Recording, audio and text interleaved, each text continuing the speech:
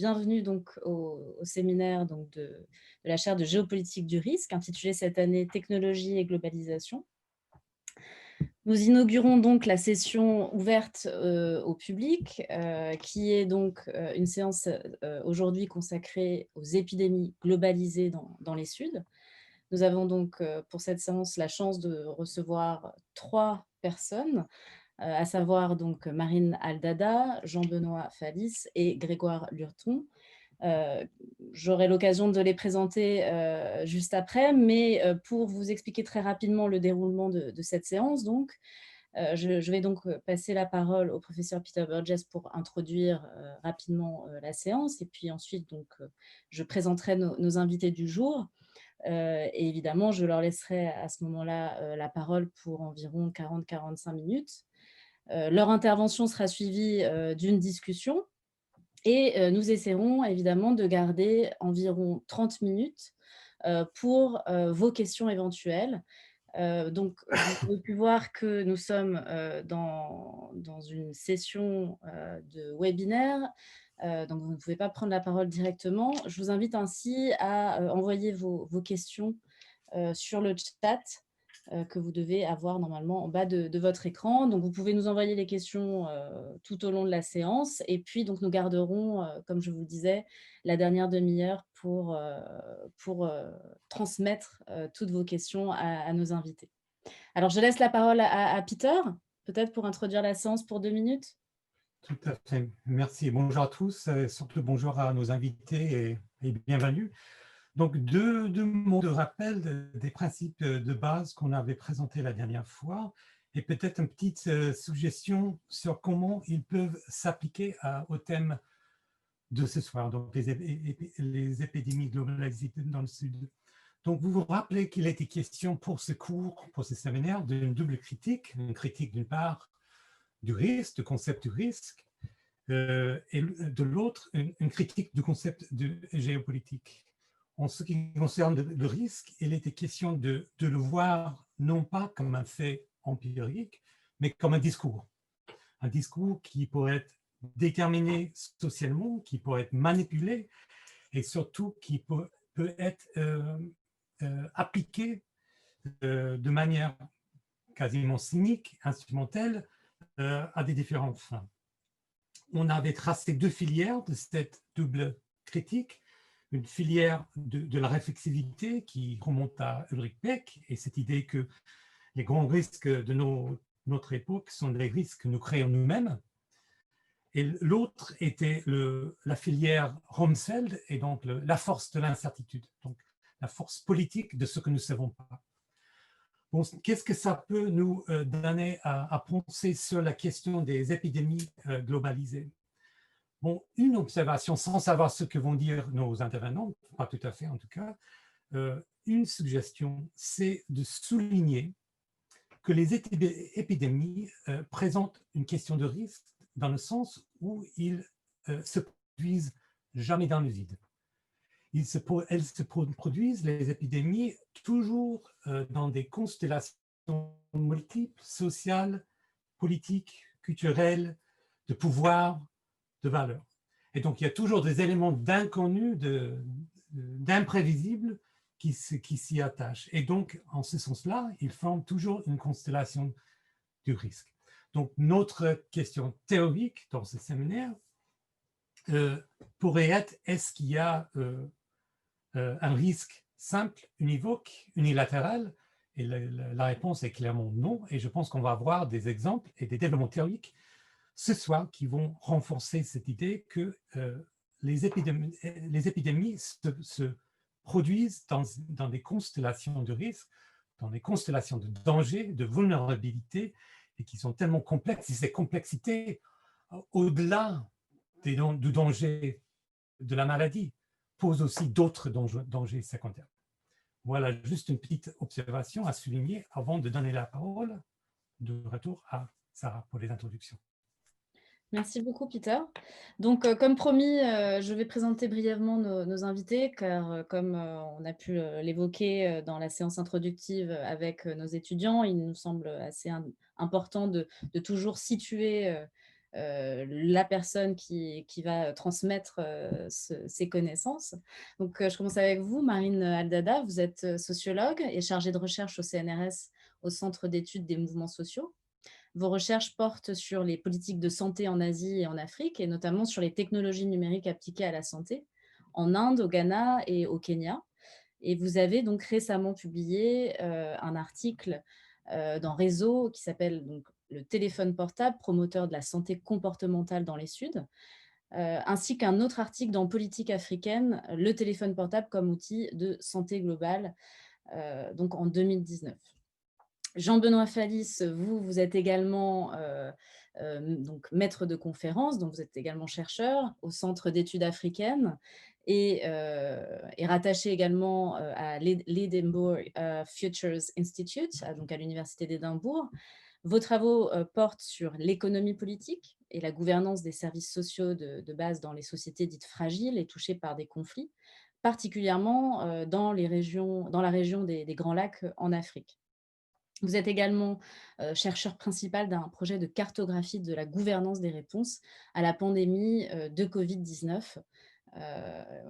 J'imagine que vous allez peut-être nous en parler un petit peu ou au moins communiquer le site pour retrouver plus d'informations, étant donné que ce sujet va évidemment être abordé pendant la séance. Et puis enfin, Grégoire Lurton, vous êtes Data Science Lead chez Blue Square. Votre travail porte sur le renforcement des systèmes d'information sanitaire de pays à ressources limitées, et en particulier leur capacité d'analyse de données. Et vous avez également travaillé beaucoup en Afrique, notamment en RDC, au Niger, en Guinée et en Sierra Leone. Vous êtes donc notre praticien du jour, même si on peut quand même souligner que vous touchez également à l'approche scientifique, puisque vous avez également entamé une thèse, je crois, il y a peu de temps. Voilà, je vous laisse donc la parole à tous les trois pour 45 minutes, et puis nous reviendrons sur votre intervention juste après. Merci encore à vous.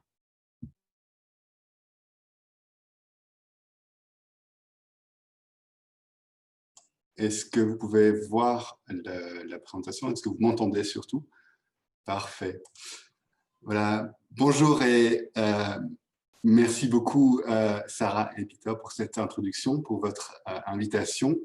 Pour notre communication d'aujourd'hui, nous avons choisi de parler de l'actualité brûlante, celle de l'épidémie, plutôt de la pandémie de Covid-19. En effet, nous pensons que cette pandémie constitue un prisme intéressant pour comprendre comment le monde de la santé globale pense l'incertitude et agit dans un contexte d'incertitude. Bien entendu, comme avec tout sujet d'actualité, nous ne disposons pas de beaucoup de recul et les recherches que Marine et moi-même allons présenter sont toujours en cours, alors que Grégoire, qui présentera son expérience de praticien, est, permettez-moi l'expression, les mains dans le cambouis. Ça veut dire que notre communication s'attachera aux faits en dégageant ci et là des éléments d'un cadre conceptuel que nous pourrons discuter ensemble après notre exposé. Donc très peu de théorie au programme de notre présentation d'aujourd'hui. La pandémie de Covid-19 présente différents niveaux d'incertitude. Le plus évident est celui des caractéristiques exactes du pathogène. Par exemple, à partir de quelle charge virale est-ce qu'une personne est contagieuse, combien de temps durent les effets, quelles sont les comorbidités, etc. Notre attention va simplement porter sur un autre niveau d'incertitude, qui est celui de l'action publique et des dispositifs de gouvernance mis en place pour contrer la Covid-19. Que faire? Comment décider de ce qui doit être fait quand on a peu d'éléments pour mesurer le risque? Comment produire de l'information épidémiologique qui diminue le niveau d'incertitude? Dans un premier temps, je présenterai quelques traits généraux de la gouvernance de la réponse à la pandémie en utilisant principalement des cas africains. C'est le projet que Sarah mentionnait en introduction, avant de céder la parole à Marine qui développera ces aspects en utilisant le cas indien. Grégoire apportera ensuite son éclairage sur les mécanismes de production et d'utilisation de données épidémiologiques en République démocratique du Congo, un autre grand espace, également décentralisé, mais avec un profil sanitaire évidemment différent de celui de l'Inde. Commençons par relever que même si le virus SARS-CoV-2 était inconnu avant 2020, il s'inscrit dans un paradigme assez clairement défini par la communauté de la santé globale. C'est celui de la maladie X. Celui-ci a été établi par l'OMS en 2018 à la suite de l'épidémie d'Ebola en Afrique de l'Ouest pour fédérer et développer les efforts en vue de lutter contre une pandémie causée par un pathogène inconnu, méconnaissable, unknowable, unknown. Ce qui semble être le cas avec le SARS-CoV-2, qui est nouveau, mais issu d'une famille de virus, les coronavirus, qui est connu. Avec ce concept de maladie X vient tout un arsenal de politiques publiques et de mesures de préparation. Pour faire court, il s'agit des développements contemporains du champ de la sécurité sanitaire, la health security. L'influent Global Health Security Index va ainsi classer les pays suivant leur degré de préparation à une pandémie inconnue mais connaissable. Voici donc le classement pour 2019. Cette carte, publiée il y a à peine 9 mois, nous semble aujourd'hui un peu grotesque, pour ne pas utiliser d'autres mots. En regardant le classement, les États les mieux préparés, donc les numéros 1 et 2 du classement, seraient apparemment les États-Unis et la Grande-Bretagne. On pourrait s'arrêter là, se moquer au passage de Donald Trump, qui s'est servi de l'index pour expliquer que tout a été fait pour préparer la pandémie et que le virus définitivement trop coriace serait à blâmer. Mais il y a quelque chose de plus intéressant ici. Ce que l'échec du GHSI face à la pandémie de Covid-19 révèle, c'est la difficulté du monde de la santé globale à penser l'incertitude dans des cadres différents de ceux des indicateurs traditionnels de la solidité et de la fonctionnalité des services de santé. En effet, il est crucial de voir que la réponse à la pandémie de Covid-19 se fait dans un cadre de gouvernance et d'action qui n'est en fait pas tout à fait, voire pas du tout, celui pensé par le Global Health Security Index. Depuis le mois d'avril, je coordonne un petit projet de recherche avec des collègues actifs dans 25 pays, principalement en Afrique. Quelles sont les grandes tendances que nous observons au niveau de la réponse à la Covid-19 ? Tout d'abord, les réactions au niveau gouvernemental reflètent une multitude de situations qui sont bien résumées dans les données collectées par l'INSEE d'Oxford sur la rigueur des mesures en place. C'est la carte que j'ai ici. Dans les régions dites des Suds, on observe ainsi une grande hétérogénéité dans les réponses. Bien entendu, nous pourrions discuter de la validité des indicateurs choisis, mais l'image générale colle relativement bien avec le travail plus analytique que nous avons fait avec nos collègues. 3 attitudes sont observables dans nos données. Dans des pays comme le Burundi et la Tanzanie, c'est la carte du déni qui va être jouée. La Covid-19 n'y est soi-disant pas un problème de santé publique. Le Burundi a payé cette approche avec la mort de son président. Elle a fini par changer de cap. La Tanzanie fait face à une épidémie silencieuse, certainement avérée dans la population aisée de Dar es Salaam. Dans les 2 pays, nous trouvons des régimes autocratiques qui sont conscients des limites de leur système sanitaire et qui gèrent l'incertitude en l'écartant du débat. L'agenda politique est crucial. Par exemple, en République centrafricaine, qui, comme la Tanzanie, a des élections prévues dans l'année, on ne parle plus beaucoup de Covid-19. Ensuite, nous trouvons une série de pays qui vont développer une réponse qui est très largement une réplique des réponses occidentales et est-asiatiques. L'Afrique du Sud est un très bon exemple. Un confinement très dur a été imposé dès le 26 mars, alors que le pays ne comptait officiellement qu'à peu près 400 cas et n'avait recensé aucune victime. Face à l'incertitude, l'attitude est ici de se raccrocher à ce qui est perçu comme l'étalon or. Nous pouvons discuter ici de l'influence d'une élite mondialisée, socialisée au paradigme de la santé globale et de la puissance symbolique de classements internationaux comme celui que j'ai mentionné en introduction. Ceci forme un cadre de référence qui est pour beaucoup internalisé. Enfin, nous trouvons des pays qui vont très tôt développer des réponses qui s'inscrivent dans des cadres définis par des expériences antérieures. Dès février, l'Ouganda va recycler son screening Ebola aux aéroports et aux points d'entrée. Le Libéria va faire de même. La République démocratique du Congo. Là, le recyclage de l'infrastructure mise en place pour lutter contre Ebola est particulièrement évident. L'équipe de la réponse Ebola peut même garder son acronyme en anglais. La Ebola Response Team devient la Emergency Response Team. Dans tous les cas, il est frappant de constater que les réponses sont avant tout nationales et quasiment toujours pilotées à partir du sommet de l'État.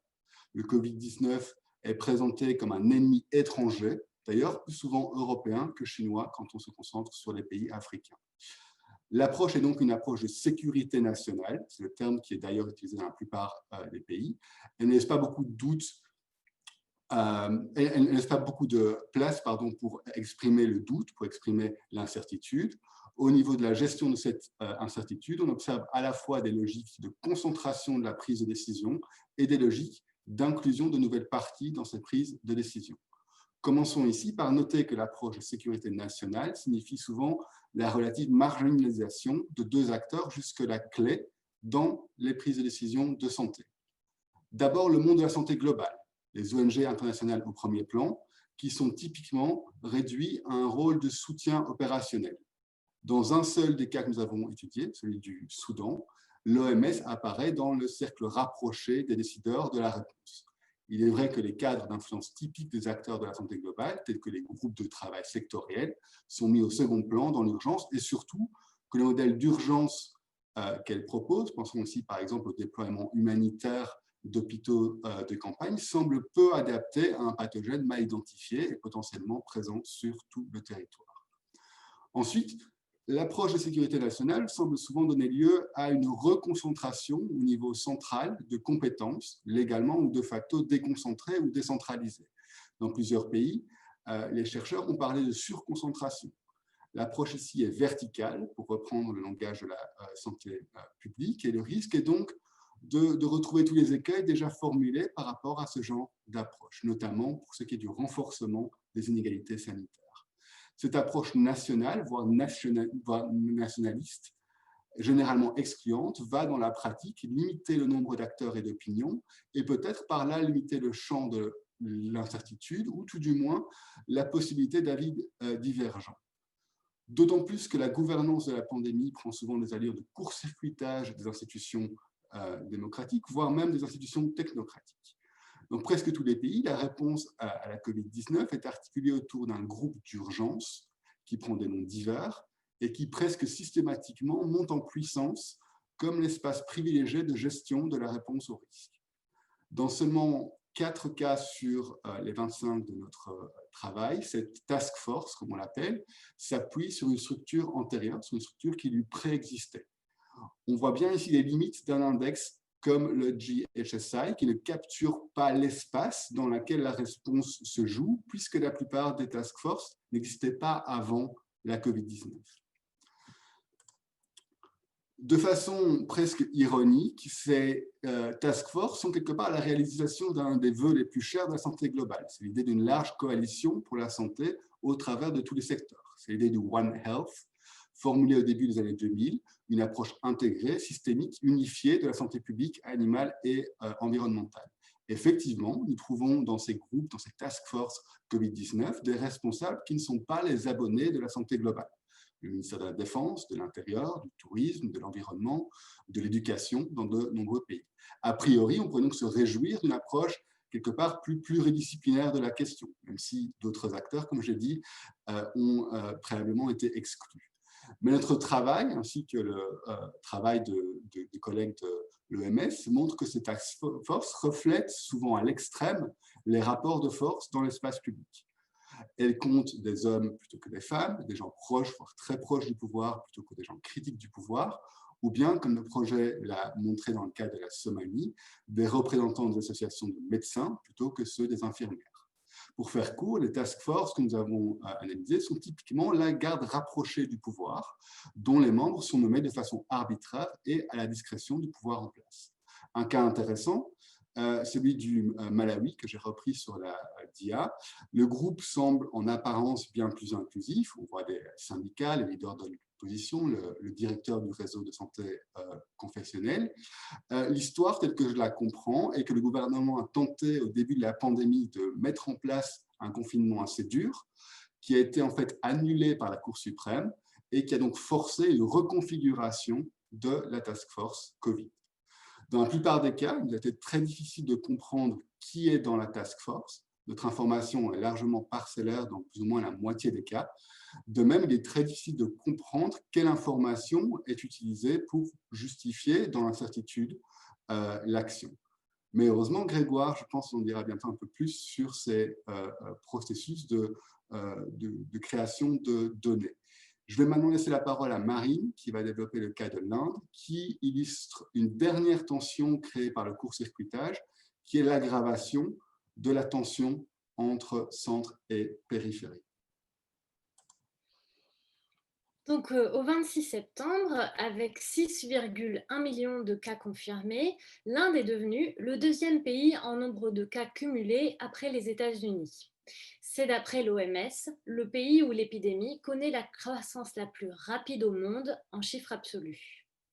Sachant que le système de santé indien est l'un des plus saturés et des moins financés au monde, que les structures sanitaires sont déjà surchargées et géographiquement inégales en temps normal, la crise actuelle risquait fort d'accroître des inégalités sanitaires durables et de faire s'effondrer, sous la pression de la hausse spectaculaire des cas de Covid-19, des infrastructures sanitaires déjà dysfonctionnelles. Pourtant, avec 96 000 morts par Covid cumulés, l'Inde reste derrière le Brésil. Malgré 1,5 million de cas confirmés de plus, l'Inde aurait 10 fois moins de morts par million que le Brésil. Avec seulement 68 décès par million d'individus, contre par exemple 85 en France ou 974 au Pérou, l'Inde arrive à la 68e place mondiale en morts par million. Une énigme sur laquelle nous allons revenir dans cette présentation. Slide suivante. La gestion de l'épidémie en Inde, elle s'est faite en fait avec trois réactions, un mélange un petit peu des trois configurations énoncées par Jean Benoît. D'abord, cet hiver, au début de la pandémie, il faut savoir que l'Inde faisait face à des soulèvements massifs et violents contre la loi sur la citoyenneté jugée anti-musulmane que son Parlement venait d'adopter. Les autorités étaient donc très occupées et semblaient alors peu préoccupées par le virus et niaient toute possibilité de transmission locale malgré les premiers cas identifiés dès janvier au Kerala. Finalement, après cette première phase de déni, le Premier ministre annoncera le 24 mars, 4 heures avant son entrée en vigueur, le confinement total du pays pour une durée d'au moins 21 jours qui sera ensuite renouvelée. On voit bien que là, on utilise bien le copier-coller évoqué par Jean Benoît sur l'Europe, puisqu'on a un confinement qui suit par exemple celui de la France, mais aussi la mise en place des applications de traçage. Je vais revenir sur ces deux points, le confinement et les apps de traçage, mais je vais aussi revenir sur le recyclage dont a parlé Jean Benoît, avec l'exception kéralaise. Donc, focus sur le confinement. Dès le 25 mars, slide suivante. Dès le 25 mars, aucune circulation n'est possible dans le pays. D'après la carte de Jean Benoît, l'Inde a été un des pays dans lequel le confinement a été des plus stricts. Comme en France, cette annonce a entraîné des migrations importantes des villes vers les campagnes, mais comme vous pouvez le voir d'après ces photos, en Inde, elles ont été d'une toute autre nature. Les travailleurs migrants, les journaliers et les plus pauvres, privés de ressources, ont décidé de retourner dans leur village d'origine.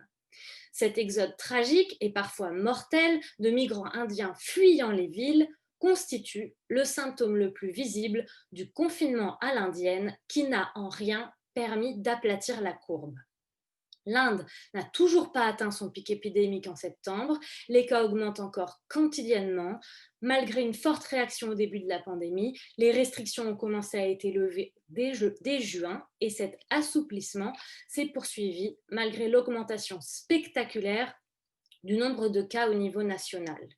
Ce confinement copier-coller très rapide a donc été au mieux inefficace, au pire responsable de la propagation de l'épidémie sur tout le territoire. Le deuxième focus, c'est celui sur les solutions high-tech. J'ai fait un papier avec Javed Alam uniquement sur cette question. J'ai donné, le lien est ici sur la slide et je l'ai aussi donné à Sarah. Donc, je ne vais pas m'étendre, mais en gros, l'app Arogya Setu, qui a été développée par le gouvernement indien, a été présentée d'abord comme volontaire pour pouvoir permettre de tracer les personnes atteintes de Covid et les cas contacts. Elle est en réalité devenue presque obligatoire car les individus qui devaient se mettre à l'installer pour éviter des pénalités, des amendes, voire même des peines d'emprisonnement allant jusqu'à 6 mois si cette application n'était pas sur leur portable. L'application exige des informations sensibles et personnelles et elle permet seulement une auto-évaluation des symptômes ainsi qu'une auto-déclaration de positivité au Covid. Donc sans même parler de l'efficacité l'efficacité très contestée de ces technologies en général, cette technologie en particulier pour contenir l'épidémie, et sachant que l'Inde n'a pas de loi sur la protection des données numériques personnelles, il y a de nombreuses questions autour de la surveillance et des manipulations permises par cette application que certains activistes numériques ont présenté comme un très bel exemple de solution fiasco. On va maintenant se pencher sur la question évoquée par Jean Benoît de la place des données et du jeu politique dans la gestion de la crise en Inde. L'édito du Lancet de la semaine dernière était consacré à l'Inde et à l'optimisme trompeur du gouvernement indien. De quoi s'agit-il? D'abord, c'est un problème au niveau des données. La transparence des données sur les cas et les décès Covid-19, en particulier celles qui sous-tendent le taux de létalité, a également été remise en cause. Le gouvernement indien fait état d'un taux de létalité de 1,8%, bien inférieur au taux signalé dans d'autres pays. Plusieurs justifications à ce faible taux ont été avancées. La jeunesse de la population, bien sûr, le vaccin BCG utilisé contre la tuberculose qui est très présente en Inde, ou la chaleur importante ont été reliés par certaines études à de faibles taux de mortalité par Covid-19. Mais si l'Inde compte une proportion de personnes âgées plus faible que dans d'autres pays, ces hôpitaux surchargés par de nombreux patients présentant des comorbidités telles que la dénutrition, la tuberculose, le diabète, les maladies respiratoires chroniques et cardiovasculaires auraient dû venir aggraver la mortalité par Covid-19 en Inde. Un autre point qui a été avancé pour cette question des données, c'est surtout l'enregistrement des décès très inégal sur le territoire indien.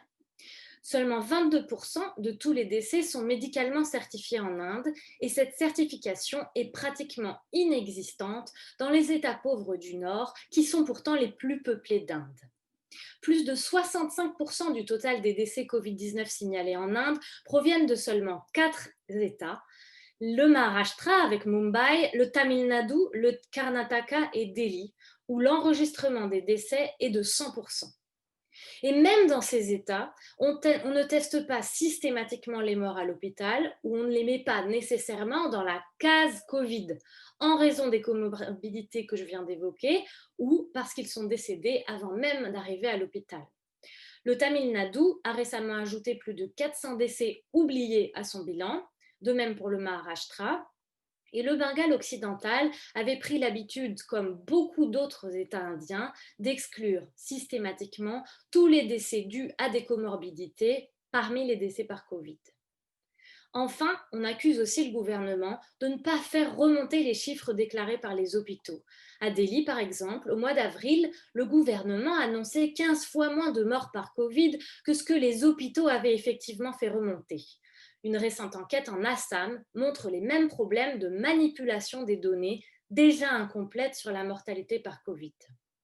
Donc apparemment, manipuler les données, faire pression sur les médias comme les scientifiques serait une forme de gestion de la crise en Inde. Selon la presse, quelques heures avant d'annoncer le confinement national, le Premier ministre Narendra Modi a convoqué les directeurs des plus grands médias indiens afin de les empêcher de propager du pessimisme et des rumeurs avec des nouvelles qui seraient négatives sur l'épidémie et les a plutôt invités à rassurer le peuple indien. Des pressions similaires semblent avoir été ressenties par plusieurs organisations scientifiques et professionnelles en Inde. Les chercheurs, comme les médecins, invités à taire les problèmes, ont publié des vidéos et donné des interviews de manière anonyme et masquée pour décrire la situation catastrophique de la gestion d'épidémie. La plus haute instance de gouvernance de l'épidémie en Inde, le Conseil indien de recherche médicale, l'ICMR, a été pointé du doigt par le Lancet, entre autres, pour s'être écarté des preuves scientifiques, apparaissant au mieux comme excessivement optimiste et au pire comme politiquement motivé. Si l'espoir, comme la reconnaissance des progrès sont essentiels pendant cette pandémie, et on le sait tous, présenter la situation actuelle en Inde sous un jour exagérément positif, non seulement masque la réalité, mais empêche surtout la mise en œuvre de mesures de santé publique essentielles. Et l'ICMR a été pointé du doigt de manière très concrète sur plusieurs plans. D'abord, l'ICMR a soutenu jusqu'en avril qu'il n'y avait aucune transmission communautaire du virus en Inde, ce qui a considérablement limité la politique de test du pays. On ne testait donc que les étrangers qui arrivaient de zones à risque.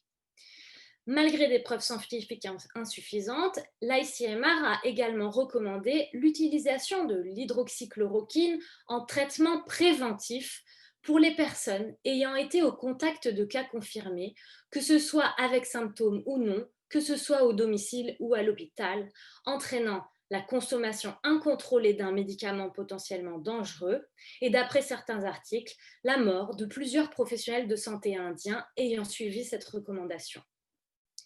Des articles de presse prétendent que des données sur l'infection ont été retirées de documents scientifiques sur ordre du directeur de l'ICMR, supprimant par exemple les taux de prévalence dans les zones de confinement ou les hotspots de 10 villes indiennes. Des scientifiques dénoncent la récente spéculation sur l'immunité collective promue par l'ICMR. Des enquêtes conduites cet été à Bombay, Delhi et Pune affirment que plus de 50% de la population a déjà été contaminée dans certains quartiers et serait donc immunisée. Un concept qui n'a aucune valeur scientifique puisqu'on ignore à partir de quel seuil l'immunité collective serait atteinte, ni combien de temps dure l'immunité une fois que l'on a guéri. Enfin, l'ICMR a aussi annoncé le lancement possible d'un vaccin le 15 août, jour de l'indépendance de l'Inde, pouvant donner de faux espoirs au monde entier sur la mise sur le marché rapide d'un vaccin à une date jugée irréaliste par la plupart des experts médicaux. Continuer à faire des déclarations irréalistes ou ne pas rapporter honnêtement certaines informations crée un climat d'incertitude généralisé en Inde qui décourage les gens de prendre au sérieux les messages de santé publique et les mesures préventives.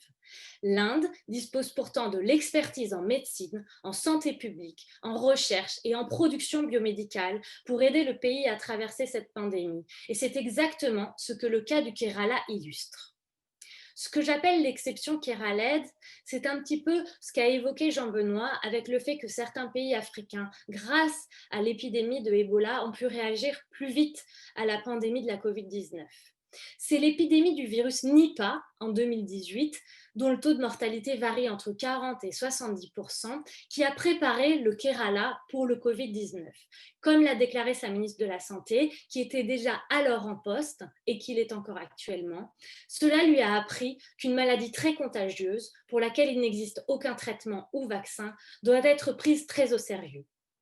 Ainsi, très vite, le Kerala était dès le début de l'épidémie en tête du pays en matière de tests. Ils ont identifié les premiers cas, ils ont mis en place les tests gratuits et ils les ont étendus à l'ensemble de leur territoire.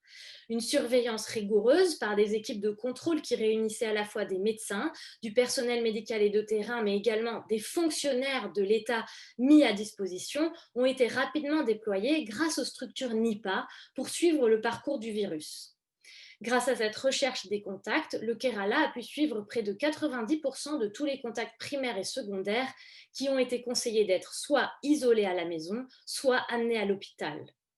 On compte aujourd'hui à peine 700 morts par Covid pour 36 millions d'habitants dans un État où 100% des morts sont déclarés.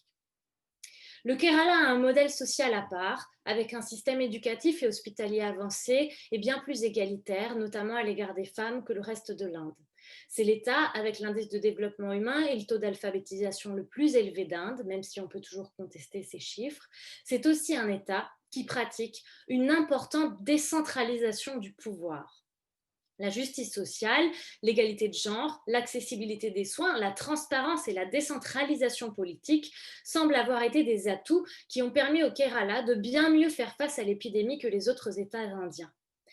Mais c'est aussi parce qu'il s'appuyait sur un système robuste de données, de contact tracing et de professionnels. Et c'est justement cette capacité dont Grégoire va parler maintenant avec l'exemple de la RDC. Merci Marine. Donc, je parle en ma capacité de praticien, c'est comme ça qu'on m'a introduit. Donc, je travaille pour Blue Square, qui est une entreprise basée à Bruxelles, où nous développons des systèmes d'information pour les systèmes de santé des pays à ressources limitées. À ce titre, nous sommes aujourd'hui impliqués dans la mise en place de systèmes de données pour la réponse à la Covid dans différents pays. Et je me concentrerai aujourd'hui sur le cas de la République démocratique du Congo, où la création de ce système d'information me permettra d'illustrer les difficultés de collecter et d'analyser les données nécessaires à la compréhension du risque épidémique.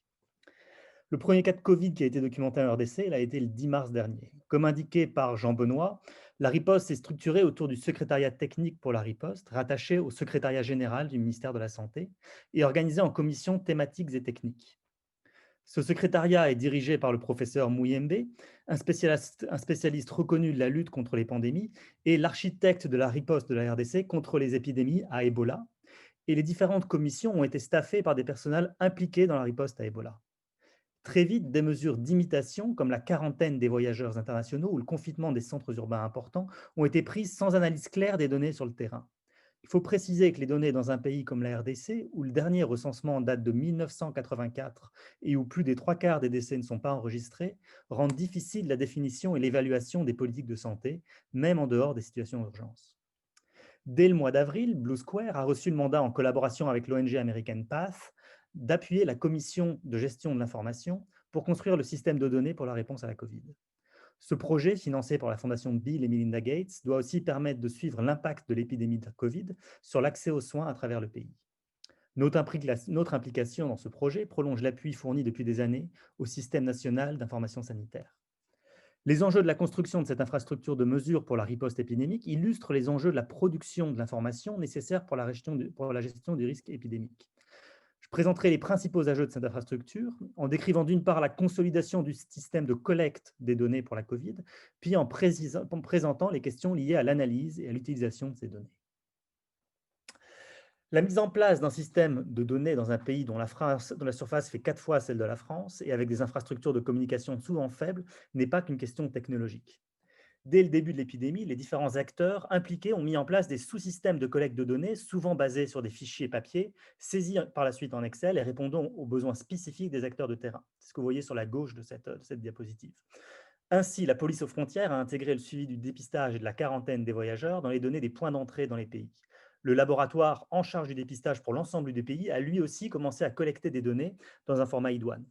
Les équipes communautaires de prise en charge dans les hôpitaux ont aussi très vite utilisé les outils définis par les commissions techniques dont elles dépendent.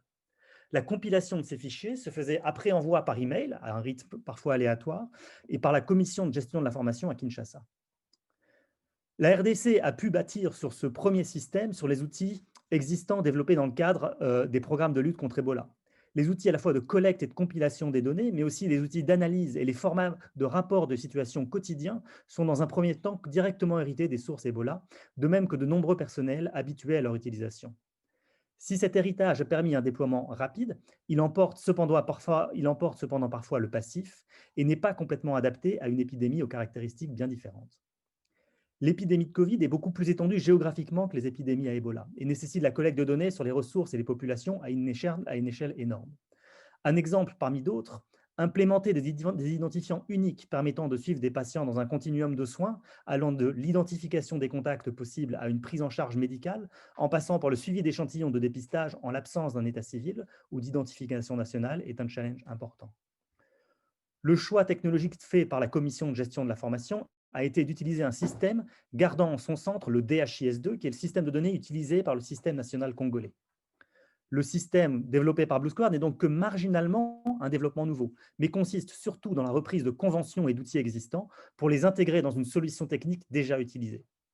Pour nous, le travail d'une entreprise technologique dans un système comme la RDC n'est pas tant l'innovation, mais beaucoup plus la médiation entre différents acteurs désireux de conserver leurs outils pour définir des normes communes et les intégrer à un outil simple à utiliser pour eux. C'est ce que vous voyez sur la droite de cette diapositive. Le temps de l'urgence n'est pas pour nous celui de l'innovation. Un système de données robuste, surtout si ses utilisateurs sont souvent technologiquement naïfs, doit avoir été testé sur des terminaux différents avec des outils de bureau ou des outils mobiles. Le développement d'une solution d'interopérabilité entre différents outils est fastidieux, demande des allers-retours nombreux entre acteurs et la compréhension de plusieurs systèmes peu documentés. Si l'efficacité de notre approche réside dans notre maîtrise des outils utilisés en routine par le SNIS, la conscience des limites de ces outils par les utilisateurs peut parfois être un désavantage. Face à cette approche, d'autres acteurs proposent de nouveaux outils, nourrissant le mythe de solutions parfaites, mais dont l'absence de faiblesse identifiée vient malheureusement bien souvent d'un manque de tests en conditions réelles. Pour finir sur cette construction d'une infrastructure de données, il faut noter que le travail de patchwork effectué pour la collecte des données sur la Covid est aussi effectué pour la constitution d'une cartographie des ressources du système de santé. Ici, l'explosion des systèmes de santé du Sud en programmes verticaux est à mettre en cause. En RDC, la construction de la cartographie du système de santé se fait par la compilation progressive de sources variées, venant de données officielles, de données collectées par des programmes de recherche, par des coopérations, des ONG ou des acteurs privés. La constitution d'une carte des appareils à même d'effectuer des tests pour la Covid, ce que vous voyez sur la diapositive actuellement, a ainsi nécessité l'obtention de données chez différents acteurs, leur compilation, l'appareillage de référentiels géographiques différents, avant de pouvoir offrir une information essentielle pour le décideur. Au total, la construction de systèmes de collecte de données, même dans une situation d'urgence, ne se fait pas ex nihilo. L'enjeu principal est bien celui de la compilation, de la consolidation bien sûr imparfaite des sous-systèmes de données. Cela place une importance encore plus grande sur la phase d'analyse des données, qui doit pallier l'imperfection de l'instrument de mesure par des méthodes computationnelles ad hoc. Les données collectées, il reste en effet à en faire l'analyse pour offrir les faits stylisés, les visualisations et les résultats de modèles utiles aux décideurs. Avant tout, il nous faut noter que le marché de la production de la connaissance quantitative, en particulier dans le domaine de la santé globale, a du mal à penser les Suds. Dans la bibliographie de la science, nous avons inclus une référence dans laquelle je décris la redistribution actuelle du travail computationnel sur les questions de santé globale, qui se fait au détriment des pays du Sud, où la production de données a été révolutionnée en particulier par les progrès sur les outils de collecte mobile, mais qui n'ont toujours pas accès à une fraction des capacités de calcul et d'analyse disponibles dans les grandes universités du Nord. Pour les praticiens en charge des politiques de santé, il est donc difficile de pouvoir se baser sur de l'information utile pour leur situation propre, tant l'agenda de la production de connaissances est régi par des logiques de publication et de communication bien loin des priorités des ministères de la Santé. Pour réduire cette rupture entre les données collectées, leur analyse et la compréhension de l'épidémie et de la réponse pendant la prise de décision, il faut donc penser une infrastructure spécifique pour permettre de reconnecter ces différents éléments. Dans le cas du Covid en RDC, nous avons décidé de proposer une plateforme dont vous voyez ici un schéma technique, reposant sur des technologies simples et le plus souvent libres et pas ou peu coûteuses. Là encore, l'enjeu n'est pas tant l'innovation technique que la mise à disposition d'un outil simple et durable pour le pays. On se concentre ici sur la compilation de différentes sources de données du système de santé congolais que l'on rend directement accessible, disponible dans un espace de calcul en ligne. Cela signifie qu'une analyse, une fois programmée, peut être mise à jour sur les données les plus récentes. En offrant cette plateforme, on lève certaines contraintes pour les chercheurs issus d'institutions à faibles ressources, en leur permettant d'avoir accès à des ressources de calcul importantes et en limitant les besoins de télécharger de gros volumes de données sur des connexions faibles. On encourage aussi la collaboration entre chercheurs en permettant de partager les codes d'analyse. Et enfin, on limite la dépendance des pays à des chercheurs extérieurs en pouvant continuer à mettre à jour des analyses une fois qu'un chercheur sera passé à son prochain projet ou à son prochain papier. Finalement, nous travaillons avec des chercheurs et des analystes pour les aider à explorer la partie la plus importante de leurs résultats dans les outils utilisés par le ministère de la Santé et ses partenaires. Ainsi, nous avons pu répliquer le SITREP du ministère de la Santé, c'est-à-dire la situation quotidienne de l'épidémie qui est faite, dans un tableau de bord interactif que nous avons en plus enrichi par des analyses produites par Epicentre, qui est le bras épidémiologique de Médecins sans frontières. Il est encore un peu tôt pour faire une évaluation de ce travail et de son impact sur la maîtrise de l'épidémie en RDC, mais il évoque toutefois deux réflexions sur lesquelles je souhaiterais conclure.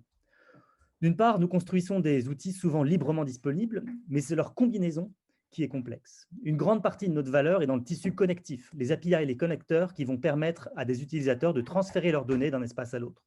Cette approche permet de ne pas ajouter un risque technologique, c'est-à-dire l'utilisation de solutions hyper innovantes, mais mal testées dans l'espace public au moment où on fait face déjà à un risque épidémiologique.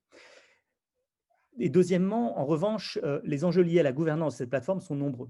Comment réguler l'accès aux données quand on souhaite les partager? Comment limiter les risques de freerider et s'assurer que tous les utilisateurs contribuent aux besoins de compréhension de l'épidémie des acteurs nationaux, mais au lieu de faire passer en avant leur propre agenda?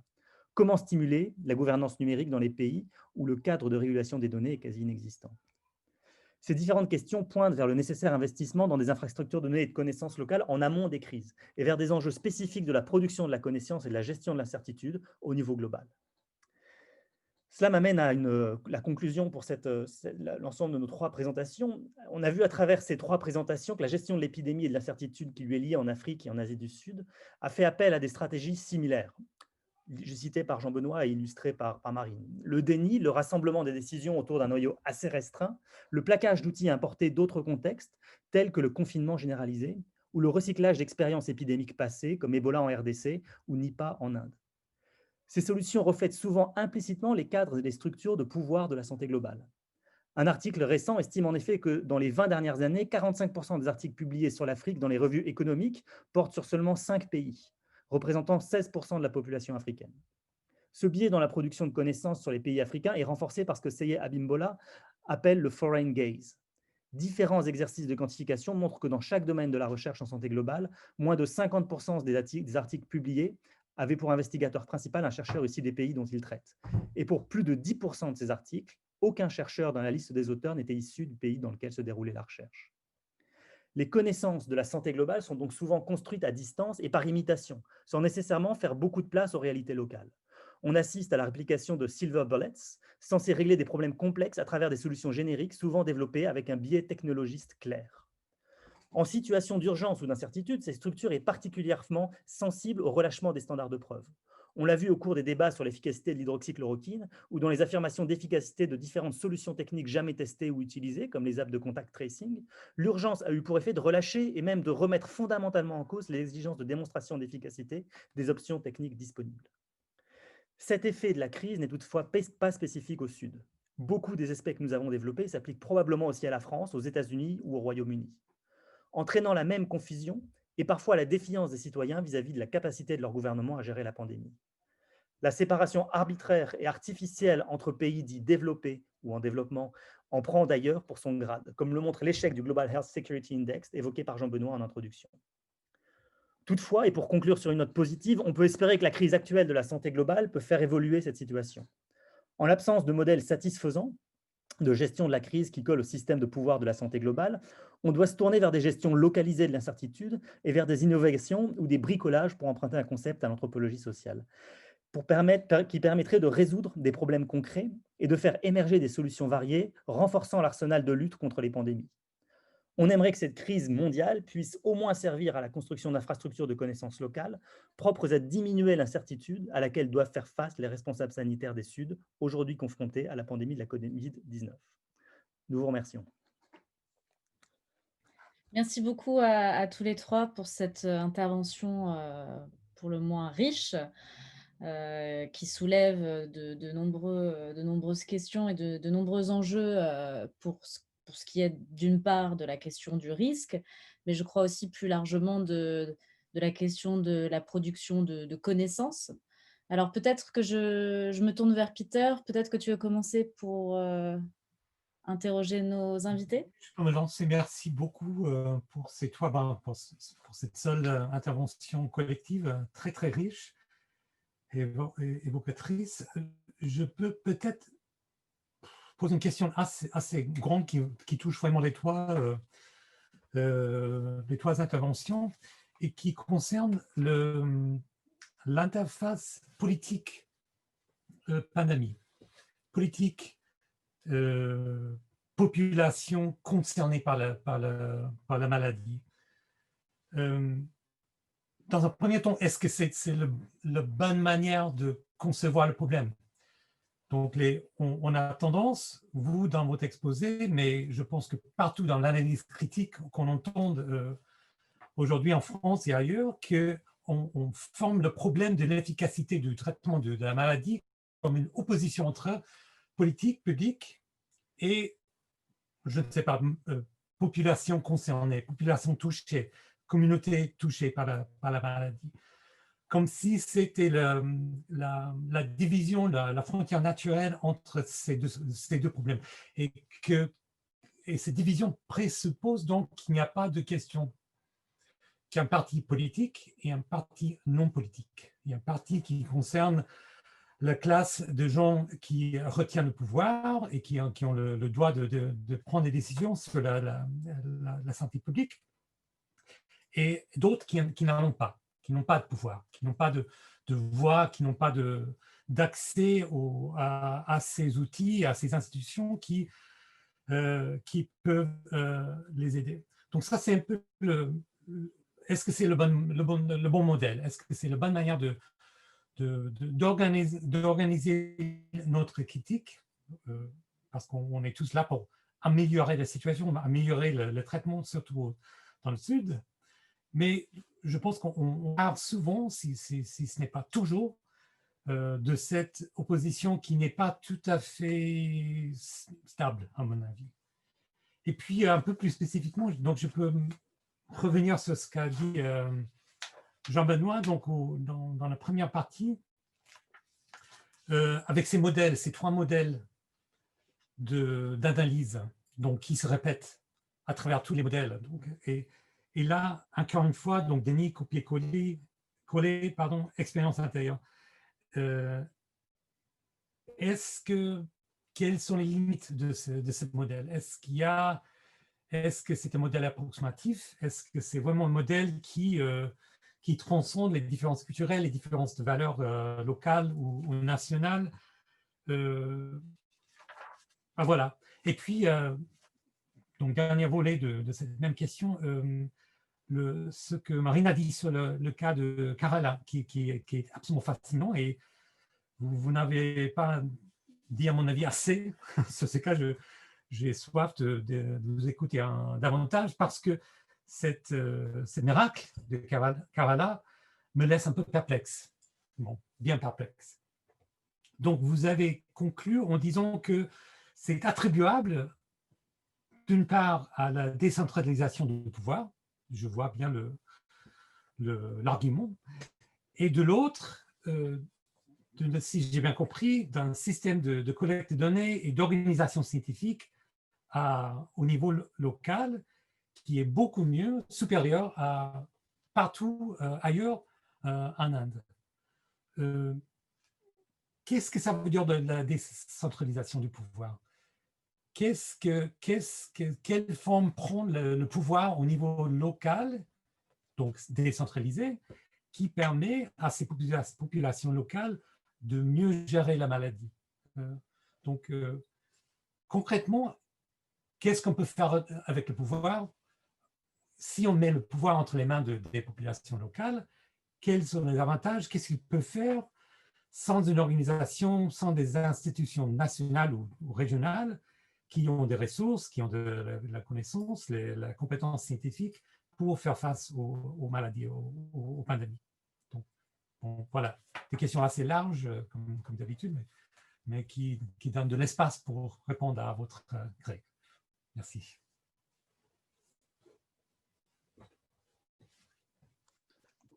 Marine, est-ce que je commence? Bon, je vais tenter.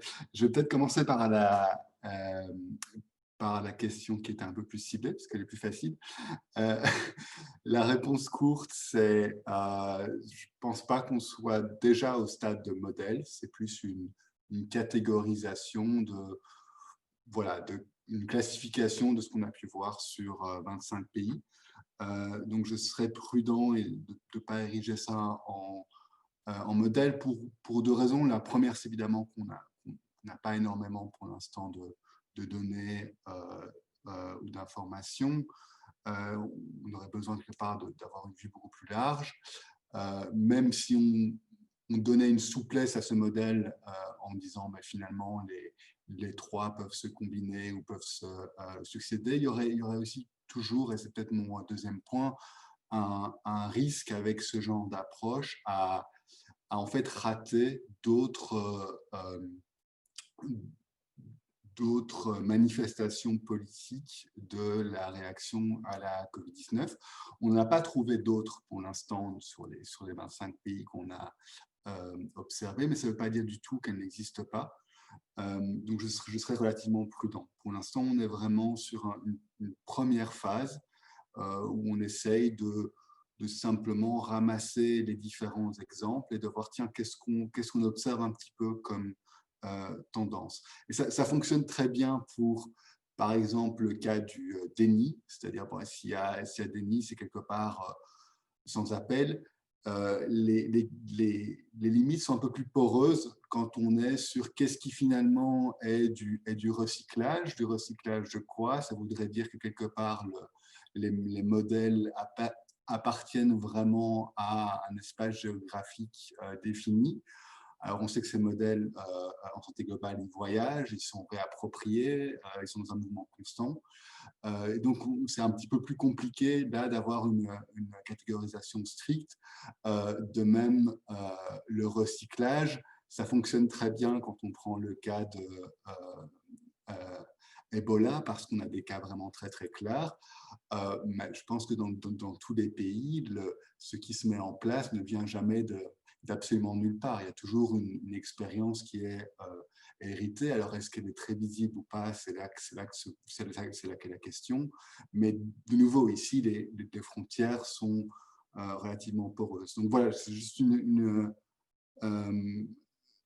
réponse relativement brève pour dire qu'on n'est pas, je ne suis pas spécialement très attaché à cette catégorisation, mais je pense qu'elle est utile à ce stade pour essayer d'avancer dans les réflexions sur ce qui se joue. Est-ce que je peux répondre donc un tout petit peu sur ces questions de déni? Oui. Déni, qu'est-ce que vous entendez par déni? Donc, il y a des dénis, on est au refus des faits, on est au refus, on dénie la responsabilité pour ce qui se passe. Il y a, je pense que quand j'entends le déni de Donald Trump, je pense qu'il dit quoi, par exemple? Et il y a d'autres qui savent bien ce que c'est la vérité et qui dénient. Est-ce qu'il y a un politique de déni? Est-ce qu'il y a différents motifs de déni qu'il faudrait différencier?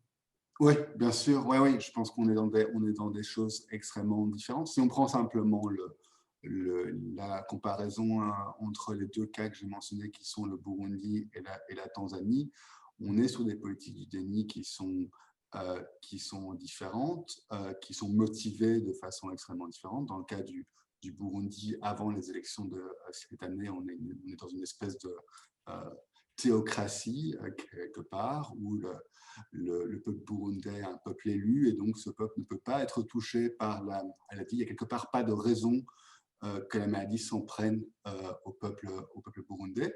Dans le cadre tanzanien, on est sur la réelle politique beaucoup plus brute, j'ai envie de dire, où tous les Tanzaniens savent très bien ce qui se passe.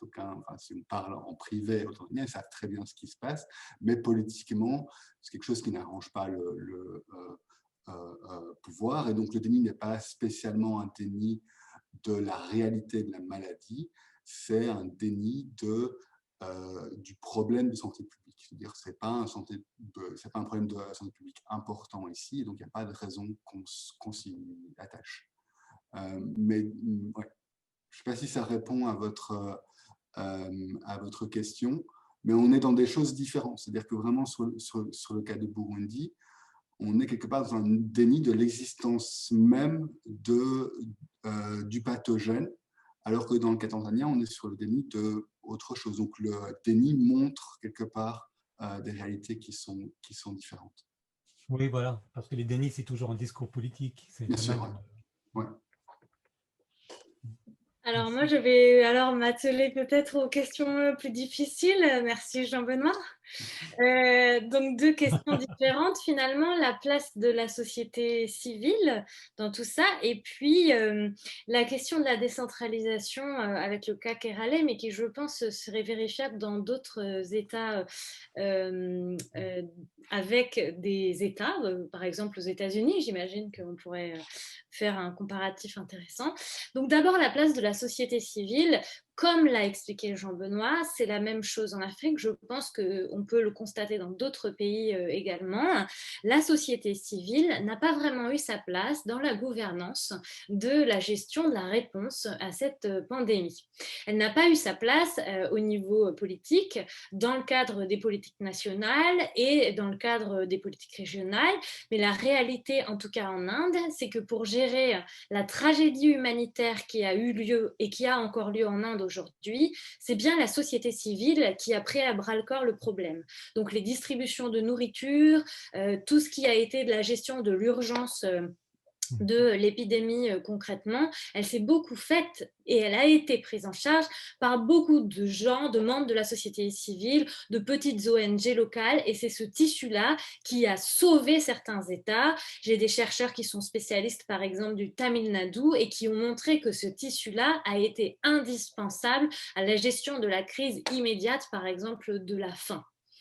Donc, la société civile, elle est absente au niveau de la gouvernance, mais par contre, elle est très présente dans la gestion concrète de l'urgence. Voilà, ça c'est une première réponse qu'on pourrait faire. Ouais, Marine, si je peux compléter avec ce qu'on voit sur l'Afrique, sur la société civile, c'est la même chose finalement.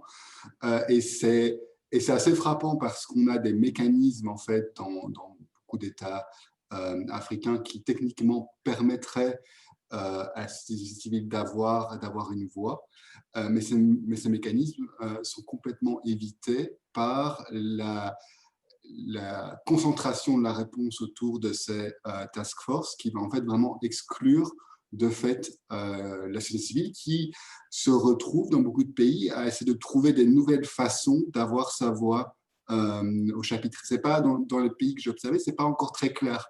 Comment est-ce qu'on retrouve une voix au chapitre dans un monde qui a beaucoup changé, en tout cas au niveau de la configuration politique. Comme en Inde, on voit aussi la société civile qui joue quelque part le rôle que l'État ne joue pas, notamment pour revenir sur la Tanzanie, avec la production de données officieuses sur ce qui se passe, puisque le gouvernement ne va pas donner de données officielles. Oui, déjà c'est clarifiant parce que j'avais pas entendu par décentralisation du pouvoir. Peut-être vous n'avez même pas dit pouvoir. La décentralisation des actions humanitaires et de soutien et d'autres. Donc c'est. Alors après, sur la décentralisation version État et donc par exemple le rôle du Kerala, je ne suis pas du tout une spécialiste du Kerala. J'ai des collègues qui, j'espère, sont en train d'écouter interviendront dans la partie de la discussion.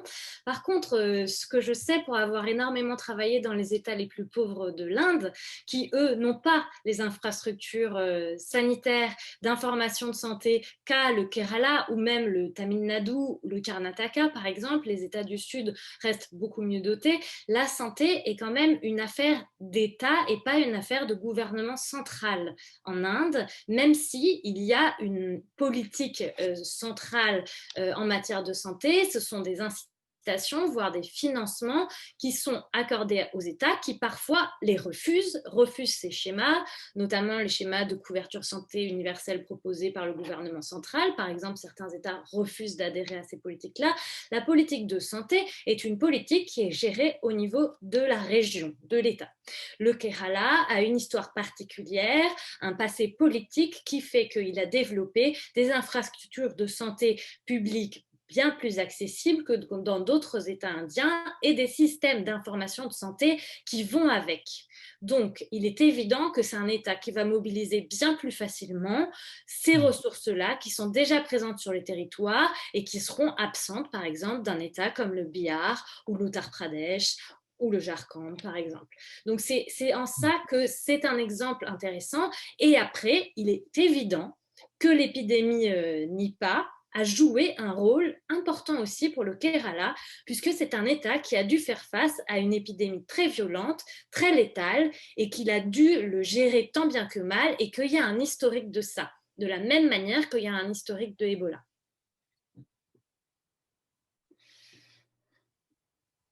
Bon, merci, je trouve tout à fait fascinant ce problème de la politique publique, parce que je me demande s'il y a une bonne forme. Est-ce qu'il est utile d'essayer de modeler la bonne forme de gouvernance politique pour les pandémies de manière tout à fait générale? Est-ce qu'il y a une bonne forme ou est-ce que ça fait partie du problème? Est-ce que la politique, c'est un problème? Il y a beaucoup d'évidence, beaucoup de preuves qui le suggèrent. Ou est-ce qu'il y a vraiment, philosophiquement, est-ce qu'il est intéressant d'essayer de dire quelle est la meilleure forme de politique publique pour les pandémies? C'est un peu dans ce sens que j'allais avec mes questions un peu drôles. Il y a peut-être un élément de réponse qui ne prend pas en compte toute la question que vous posez, mais pour rejoindre votre question initiale sur la population, je pense qu'une des choses qu'on a un peu évoquées hein, sur la question des données, c'est que la notion même de population à laquelle s'adresse une réponse ou une politique est assez floue dans certains des pays dans lesquels on travaille. Donc, je disais par exemple le fait qu'en RDC, le dernier recensement qu'on a de la population date de 1984. Et donc, l'objet population depuis a été seulement une modélisation. Aujourd'hui, on travaille sur des modèles de population et donc de distribution physique, géographique des populations qui sont issus d'imagerie satellitaire, qui sont issus de données acquises et calculées, mais qui sont très peu une population qui est constituée en tant qu'une entité avec des individus. Et même plus que ça, c'est-à-dire qu'on sait des choses dont on a discuté avec Jean-Benoît aussi. Nous, quand on crée des dossiers pour les patients, on crée un certain nombre de cadres dans lesquels on va essayer de renseigner cette population pour la comprendre et pour essayer d'y adresser une politique. On n'a même pas une classification socio-professionnelle à laquelle s'adresser, sur laquelle qui puisse s'appliquer à la population congolaise, par exemple, avec laquelle on travaille. On utilise des remâchages de CSP qu'on récupère par ailleurs, où il y a peu de personnes. Et donc, je pense que cette question de qu'est-ce que c'est, est-ce qu'il y a une politique qui permet de faire la réponse épidémiologique, pour nous, en tout cas dans les contextes sur lesquels on travaille, elle est très brouillée dans le sens où en fait la notion même de population elle-même sur laquelle on va pouvoir travailler, qui est celle sur laquelle on va adresser des politiques de santé publique, elle est très lâche. Et donc les politiques se développent finalement vis-à-vis d'une population qui est très lâche, qui n'a pas une existence réelle, qui n'a même pas un cadre intellectuel dans laquelle l'entendre.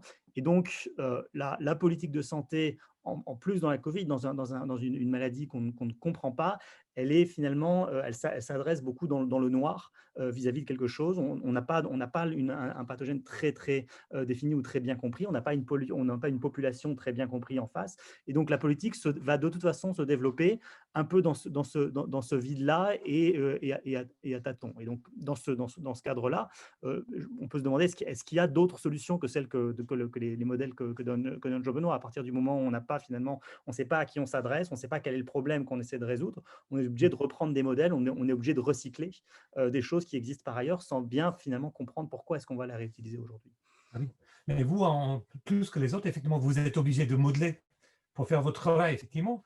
Et j'ai vu quand le schéma est passé assez rapidement sur l'écran, mais j'ai vu que vous avez une différenciation entre utilisateurs pour le système, une différenciation entre les autorités de santé publique, mais il n'y a pas de niveau de politique publique. Il y a de politique au sens large. Donc, vous avez des interfaces avec des institutions de santé, vous avez des interfaces avec des individus, mais il n'y a pas de point d'intervention pour la politique nationale de santé. Dans le système, dans votre système, j'essaie de me référer à le schéma que vous avez montré.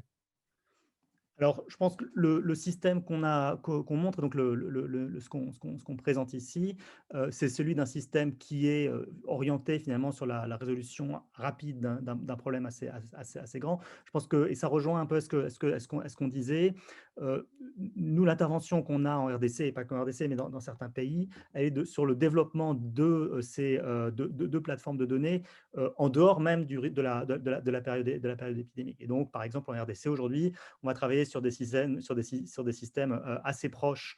Donc merci Jean-Benoît, c'est la diapositive suivante, assez proche de ce qu'on développe là, mais par exemple sur les questions de la santé maternelle-infantile, sur lesquelles nous, on appuie le gouvernement pour avoir une mesure de sa stratégie nationale de santé, qui sont des stratégies qui sont élaborées de manière en général quinquennale, pour avoir l'infrastructure de mesure pour comprendre réellement déjà quelle est la population et quels sont les problèmes de santé publique qui vont se poser et comment est-ce qu'on va pouvoir y résoudre. Donc finalement, ce qui est pardon, allez-y. Oui. Non, c'est ça. Donc, il est véritablement codé dans le système. Donc, la politique publique. Alors, c'est justement un petit peu ce que la partie sur ce qu'on appelle le bricolage. C'est-à-dire qu'effectivement, nous, on s'appuie dans le cadre de cette réponse Covid sur le système préexistant, sur le système donc, national d'information sanitaire, Oui. qui est organisé autour d'un certain nombre de rapports périodiques. Ça va être des rapports mensuels qui vont être envoyés par les formations sanitaires et sur lesquels qui vont être codés avec une partie qui va être la surveillance. On a un grand focus sur la santé maternelle-infantile. Donc, il y a une page du rapport qui est à 100% sur la santé maternelle-infantile. On a des questions aujourd'hui, il y a une grande revue sur les problèmes de logistique et donc il y a une grande revue dernièrement de tout ce qui est la remontée de données sur la logistique, la disponibilité de médicaments dans les pays. Donc ces questions d'information nécessaires pour la définition et le suivi de la politique, le système préexistant, donc le système d'information sanitaire existe et donc nous c'est un travail qu'on appuie. L'enjeu au moment où émerge où émerge la Covid et donc l'urgence, il est de faire un système qui puisse s'inclure là-dedans et qui puisse le compléter et non pas, c'est un peu ce que j'essaie de souligner, qui n'ont pas un système qui va être à problèmes différents, système complètement différent, acteurs différents. Et donc l'enjeu, c'est de garder cette cohérence et de garder cette cohésion entre le système de routine et le système d'urgence. Mais effectivement, le système de routine, il existe bel et bien et c'est un travail, évidemment, avec ses faiblesses, avec ses limites, mais c'est un travail existant. Oui. C'est passé, non, merci. Je vais laisser la parole aux autres. Oui, alors moi j'avais une question également, mais avant de poser ma question, je voudrais juste rappeler à l'auditoire, en tout cas, qu'ils peuvent également poser leurs questions en les déposant sur la conversation. Hein. Donc, n'hésitez pas à poser vos questions. On vous laissera évidemment la parole. En tout cas, on essaiera de transmettre aussi bien que possible vos questions. Alors moi, je voudrais revenir sur ce concept de santé globale. Parce que donc, en vous écoutant, on voit que la gestion de l'épidémie, elle s'est finalement opérée plutôt en interne, au niveau national, voire même parfois régional, hein, comme on l'a vu avec le cas du Kerala. Et ce même au sein de l'Union européenne, hein, notamment via ces task force. J'aurai l'occasion peut-être de revenir sur cet élément que je trouve aussi très intéressant. Et je voulais savoir si, pour vous, est-ce que vous diriez finalement qu'on assiste ici à une mutation de la sécurité globale ou bien plutôt à une déglobalisation de la gouvernance en matière de santé, ou alors que cette crise révèle finalement que ce concept de santé globale, quelque part, demeure un concept un peu creux, en tout cas un peu désuet en termes de pratique. Donc ça, c'est le premier volet de ma question. Et puis un deuxième volet un petit peu plus précis concernant cette question des task force, parce que ça m'intéresse plus particulièrement, parce que je me rends compte aussi que dans mes propres recherches, ce sont des éléments, c'est un élément en tout cas qu'on retrouve assez régulièrement pour gérer l'urgence sécuritaire de manière générale. Alors, je pense par exemple, très récemment, la semaine dernière, à vrai dire, il y a eu la présentation, peut-être que vous l'avez suivi, de ce pacte européen pour la gestion de l'asile et des migrations, où il a été mentionné justement comme solution aux limites des pratiques de gouvernance, justement, cette solution de mettre en place une task force. Donc là aussi, je m'interroge sur l'utilité de cette task force, surtout que, pour revenir à un cas très français, on a pu aussi voir que cette task force avait été la solution évoquée et employée par le président Macron au sujet de l'antiterrorisme, hein, puisqu'il a monté cette task force qui elle aussi est quelque part une task force dont la composition est assez obscure. Les noms qui sortent sont globalement des noms plutôt d'hommes, hein, en l'occurrence, et qui pourraient aussi traduire les rapports de force que vous évoquiez dans le cas du contexte de la santé. Donc, c'est vrai que je m'interrogeais si, par rapport à cette solution de task force, hein, et je voulais savoir si vous connaissiez d'autres, en tout cas, d'autres contextes où cet outil miracle, quelque part, aurait été également convoqué dans vos domaines. Voilà. Merci.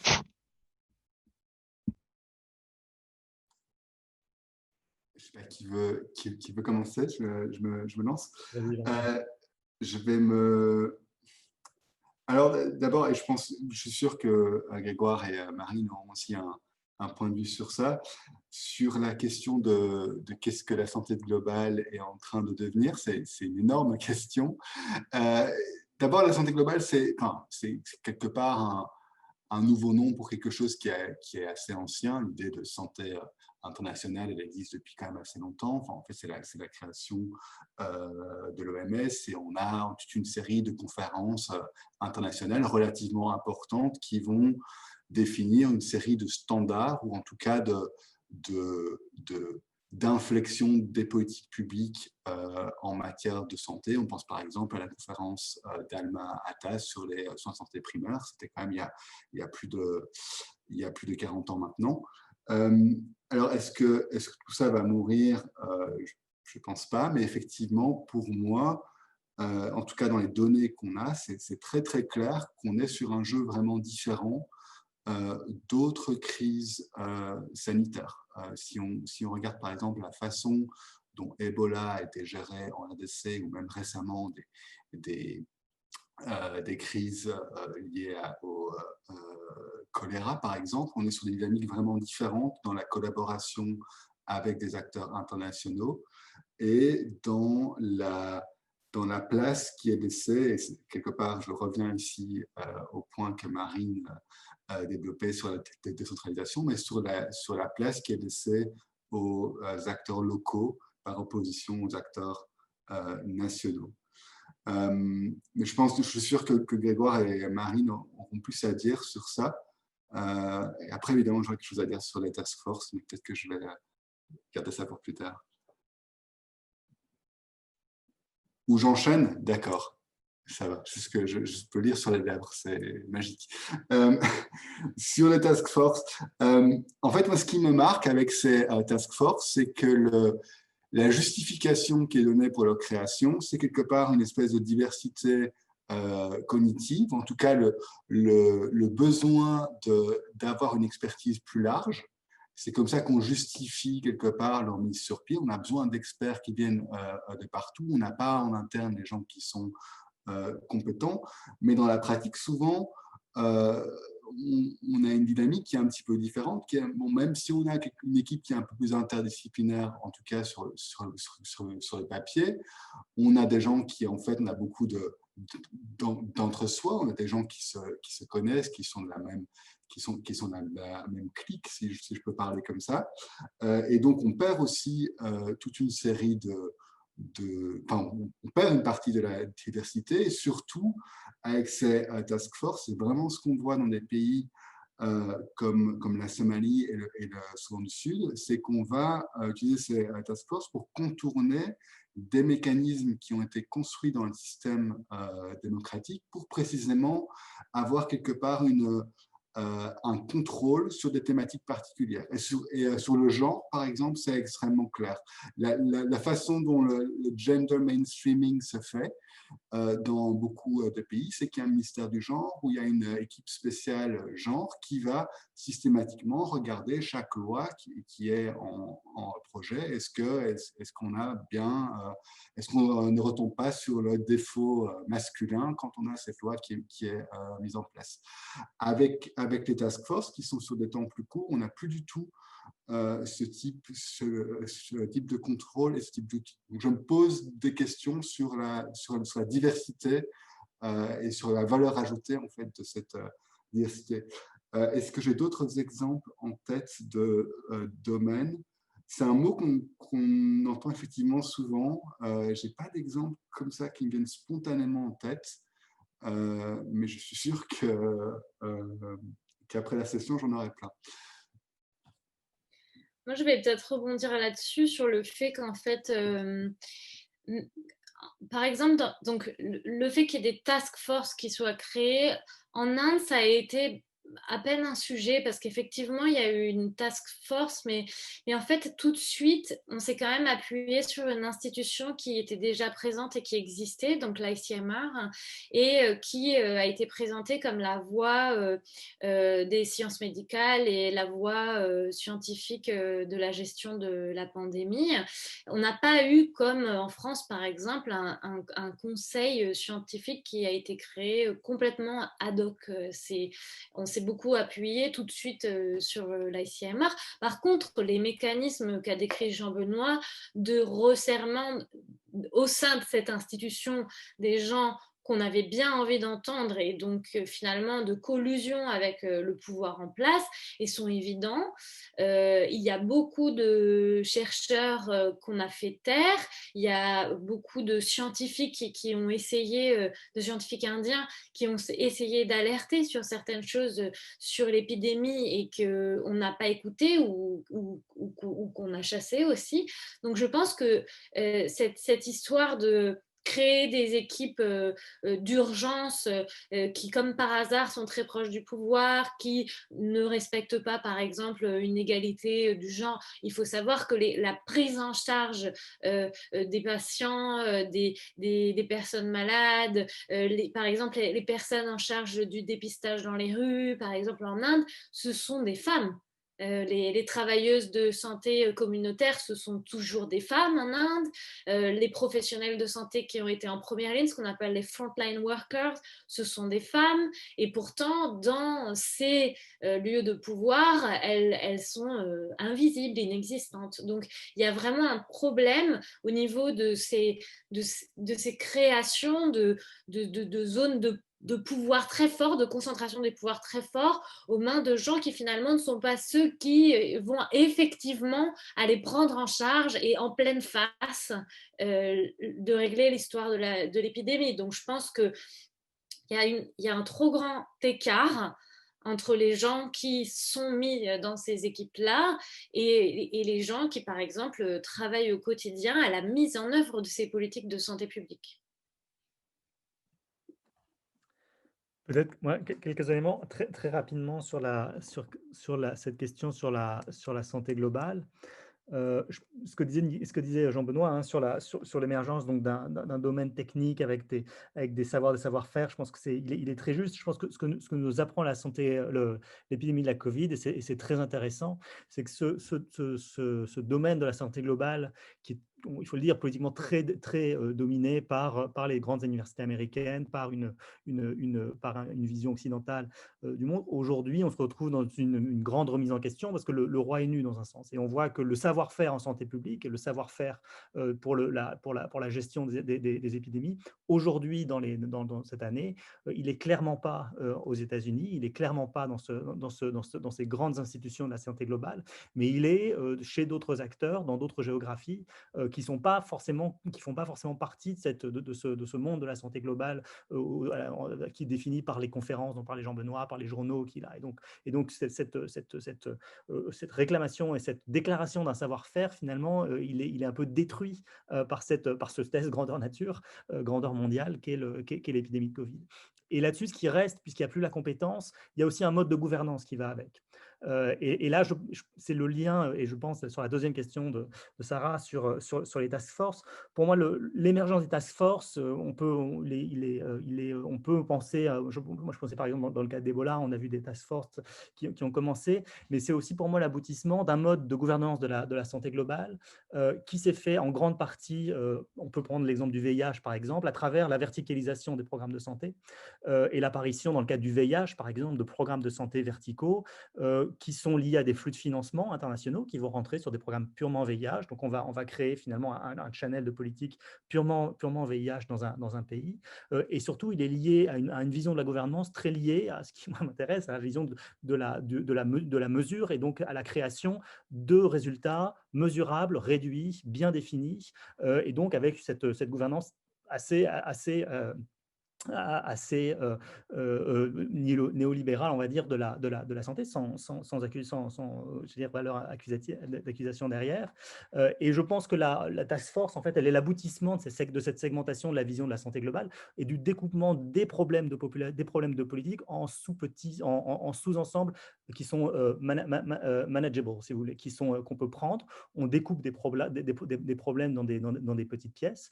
Et je pense qu'on pourrait, enfin, je serais intéressant d'ailleurs d'avoir la réaction de Jean-Benoît et de Marine là-dessus, mais ce continuum entre la verticalisation, enfin, on part d'Alma Ata, la santé primaire, on continue sur la verticalisation de cette santé globale, et on aboutit finalement sur des task force qui vont essayer d'embrasser plus largement la question de la santé, si vous voulez, mais se réduire quand même sur des scopes très réduits et très définis, avec ce qui en plus nouveau derrière, c'est dans l'idée de task force, qu'il n'y a pas dans le programme vertical, c'est cette notion de durée de vie limitée, c'est-à-dire avec un début et une fin. Une task force, on pense qu'elle va s'arrêter quand le problème s'arrête, donc il va y avoir une fin du problème, alors que le programme VIH, il est là pour rester, si vous voulez. Oui, juste pour réagir à chose sur ça, je suis relativement d'accord. Je voulais juste ajouter, il y a aussi une dynamique mise en place par la santé globale, par la santé internationale qui joue maintenant, c'est il faut lui reconnaître une mise en réseau de toute une série de gens qui, a priori, n'ont pas de raison de se parler. Et donc, quelque part, ce qu'on voit maintenant, ça peut être la fin d'une certaine forme de santé globale, mais c'est quelque part une fin qui est provoquée par elle-même, parce que tous ces acteurs sont mis en réseau, et on parle ici de communautés de pratique qui vont à un niveau relativement bas. On parle de médecins chefs de district, médecins chefs de zone, qui sont connectés par les outils de la santé globale à leurs équivalents 10 000 km plus loin, qui ont accès aux articles open access ou qui sont mis en open access du PMG, ou en tout cas à des discussions sur ça. Et donc, ce réseau de la santé globale, c'est aussi lui qui permet cette inversion, ou en tout cas cette situation qu'on a maintenant. Les gens se rendent compte, mais en fait, l'expertise n'est pas spécialement là où on pense qu'elle est. Donc ça, c'est quand même une caractéristique intéressante, à mon avis, du système. Je peux ajouter un dernier élément, si vous voulez bien, donc un peu plus superficiel. Je pense que le cœur de l'affaire, c'est ce que dit Marianne sur la compétence locale. C'est vraiment là où se passent les choses. Mais je suis aussi d'accord avec ce que dit Grégoire, que c'est une forme de gouvernance. D'abord, c'est une image militaire, de task force. C'est une image militaire et c'est un pop-up. C'est-à-dire c'est bricolé sur le moment. Il y a un besoin spécifique pour lequel on crée une institution spécifique qui disparaît de suite. Voilà, c'est tout. Sarah, tu vois des questions dans le chat? Oui, et juste pour finir, c'est vrai que ce qui est intéressant dans cette militarisation de la gouvernance, il y a aussi toujours une personnalité qui ressort et qui va incarner cette task force, avec souvent aussi une espèce d'éthos assez identifié autour de la sécurité. Enfin, en tout cas, ce que moi, je peux observer par exemple, de ce qui est de l'antiterrorisme ou même sur les questions migratoires. J'imagine qu'on a un peu ces phénomènes similaires. Je crois que Marine voulait ajouter un dernier mot sur ce sujet, et puis après, je vais commencer à relayer les questions du chat. Non, je n'ai pas spécialement quelque chose à ajouter, parce que justement, j'ai vu les questions du chat, donc je pense déjà le temps qu'il va me falloir pour répondre juste à la première. Et je me dis que peut-être on pourrait passer à cette première question, parce qu'en plus, je pense que moi, mais également Grégoire, pourra répondre de manière assez précise sur notamment cette histoire des outils high-tech, et notamment des applications de traçage par téléphone portable qui ont été vraiment présentées comme le nec plus ultra de l'outil épidémiologique. Donc en fait, moi j'aurais bien aimé enchaîner sur ça, parce que je pense qu'il ne nous reste pas énormément de temps, et que par contre il y a énormément de choses à dire derrière tout ça, parce que c'est vraiment l'exemple qui va à l'encontre de tout ce que Grégoire a présenté en fait. Donc je trouve que... On est dans les temps, hein. On est dans les temps, donc je vais tout de suite vu que vous évoquez la question, je vais quand même la dire à tout le monde pour que tout le monde puisse l'avoir en tête, et puis je vous donne tout de suite la parole. Donc, c'est une question de Maximilien Radvancy, je ne sais pas si je prononce bien le nom, vous m'excusez. Alors, est-ce que Marine pourrait nous parler un peu plus de son étude sur les applications de traçage, notamment leur efficacité et le danger qu'elles font peser sur les données personnelles et plus généralement sur la liberté individuelle? Alors, Marine, je vous laisse la parole et puis évidemment, sentez-vous libre de réagir, Jean-Benoît. Ouais. Je vais aller très vite et peut-être qu'après, Grégoire pourra aussi montrer les limitations vraiment technologiques qu'il y a à ces outils, parce qu'en fait, l'usage du Bluetooth, les choix technologiques qui ont été faits sont aussi des choix tout à fait questionnables. Mais là, la question, elle part plus de l'efficacité et des dangers. Donc, je vais juste parler de l'efficacité de ces apps de traçage à des fins épidémiologiques et des dangers potentiels. Et je vais laisser Grégoire vous parler quand même des choix technologiques douteux qui sont derrière cette solution technologique choisie. Donc, l'efficacité de ces apps de traçage, déjà, il faut savoir que les pays qui ont été mis en avant pour avoir mis des stratégies efficaces d'apps de traçage, ça a été la Corée du Sud, Singapour, on les a présentés comme des modèles de réussite de ces dispositifs qui auraient contribué à vraiment tackle l'épidémie. Donc, si on parle vraiment d'efficacité d'application de traçage, donc l'idée que en fait, des personnes devraient utiliser une application sur leur téléphone portable, il faut savoir qu'il faut qu'on ait une couverture du nombre de personnes dans la population qui utilisent cette application qui doit être très importante, qui doit être de l'ordre à minima de 70 à 80% de la population qui devrait utiliser cette app pour qu'elle soit efficace. Or, les technologies qui ont été choisies pour ces apps, que ce soit en France, à Singapour, au Royaume-Uni, ce sont des applications qui ne marchent qu'avec des smartphones avec du Bluetooth activé. Donc, il faut savoir que déjà, Singapour, où le taux de pénétration des smartphones est le plus élevé du monde, n'a que 78% de ses habitants qui déjà a un smartphone. Donc, on voit déjà que si toute la population de Singapour avait téléchargé l'application, peut-être qu'on pourrait imaginer avoir une bonne couverture de cette population. On sait que dans le cas de Singapour, il y a eu moins de 20% de la population, je crois que c'était 16% qui a vraiment téléchargé cette application. Et si on parle après de, par exemple, la France, en France, on n'a que 77% de la population qui a un téléphone portable, mais qu'on sait que si on regarde, par exemple, les personnes de plus de 70 ans qui étaient les plus à risque, on tombe à 44% seulement. Et si on parle de l'Inde, alors là, c'est encore mieux, puisqu'on est à même pas 25% de la population qui a accès à un smartphone. Donc déjà, cette couverture hypothétique de la population qu'on pourrait avoir grâce à l'usage du téléphone portable et notamment d'un smartphone équipé d'un Bluetooth, elle est déjà illusoire. D'accord? C'est un premier point. Ensuite, admettons que même si on ne peut pas couvrir cette population, on utilise ce type d'application-là.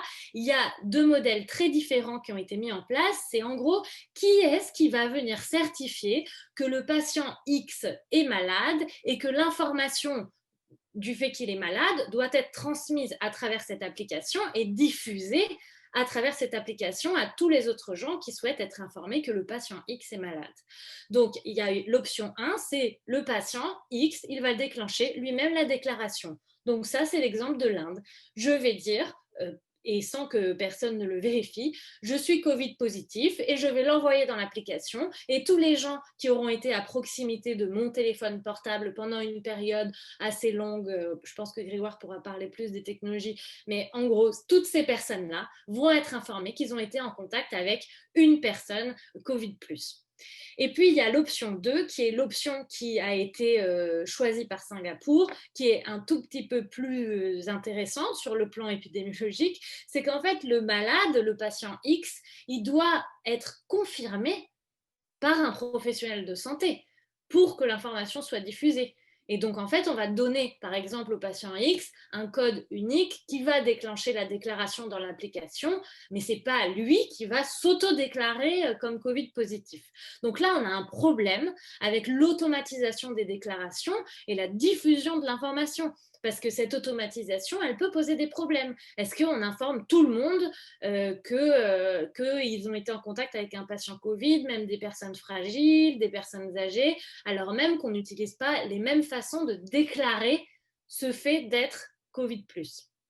Et enfin, il y a un autre problème au niveau épidémio, c'est que de télécharger cette application qui en fait ne couvre pas la population nécessaire et ne garantit en rien qu'en fait on a été en contact ou pas avec une personne positive, ça donne un faux sentiment de sécurité sanitaire et en fait ça incite à réduire d'autres pratiques qui peuvent avoir fait leurs preuves, comme réduire la distance sociale ou d'autres mesures de protection. Et en fait, finalement, en mettant les gens dans un état d'alerte inférieur. Donc ça, c'est déjà le premier problème. Et je vais répondre très rapidement sur les risques en termes de traçage. Donc, tout ce qui a été déclaré, c'est que ces applications étaient anonymes. Alors, des applications de traçage anonymes, ça n'existe pas. D'accord ?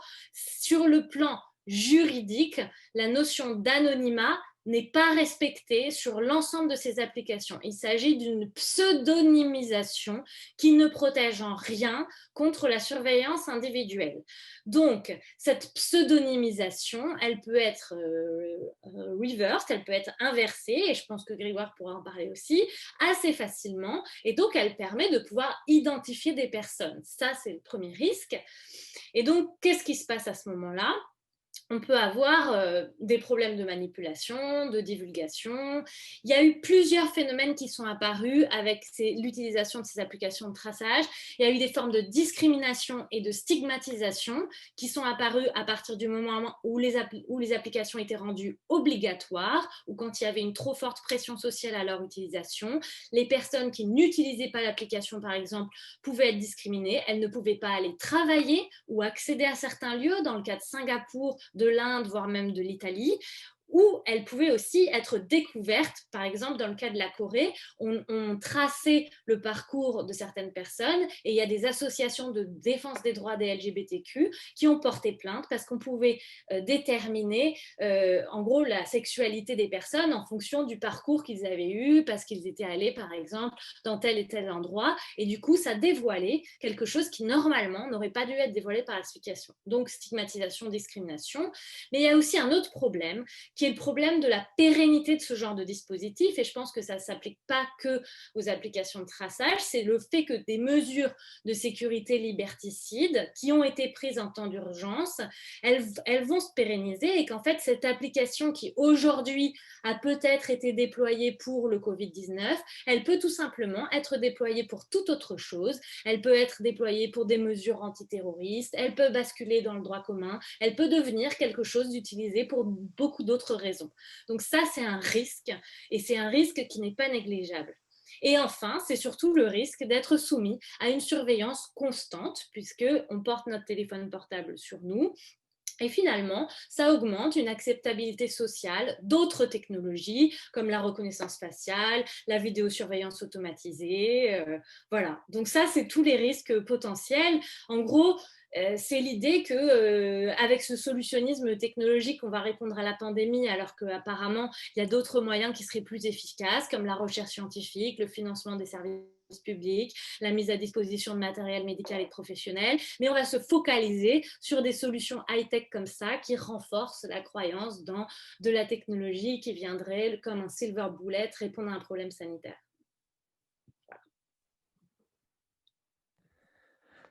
Je peux peut-être suivre. Alors, je vais tout de suite je vais beaucoup décevoir Marine, parce je ne vais pas pouvoir donner beaucoup plus d'éléments sur la partie technique, d'autant plus que je travaille au quotidien avec des développeurs, donc j'ai une bonne, très forte conscience de ma mauvaise compréhension de pas mal de ces choses-là. Mais je pense sur le point de vue technologique, il y a pas mal de choses sur lesquelles je voulais revenir sur ces applications et ces solutions technologistes.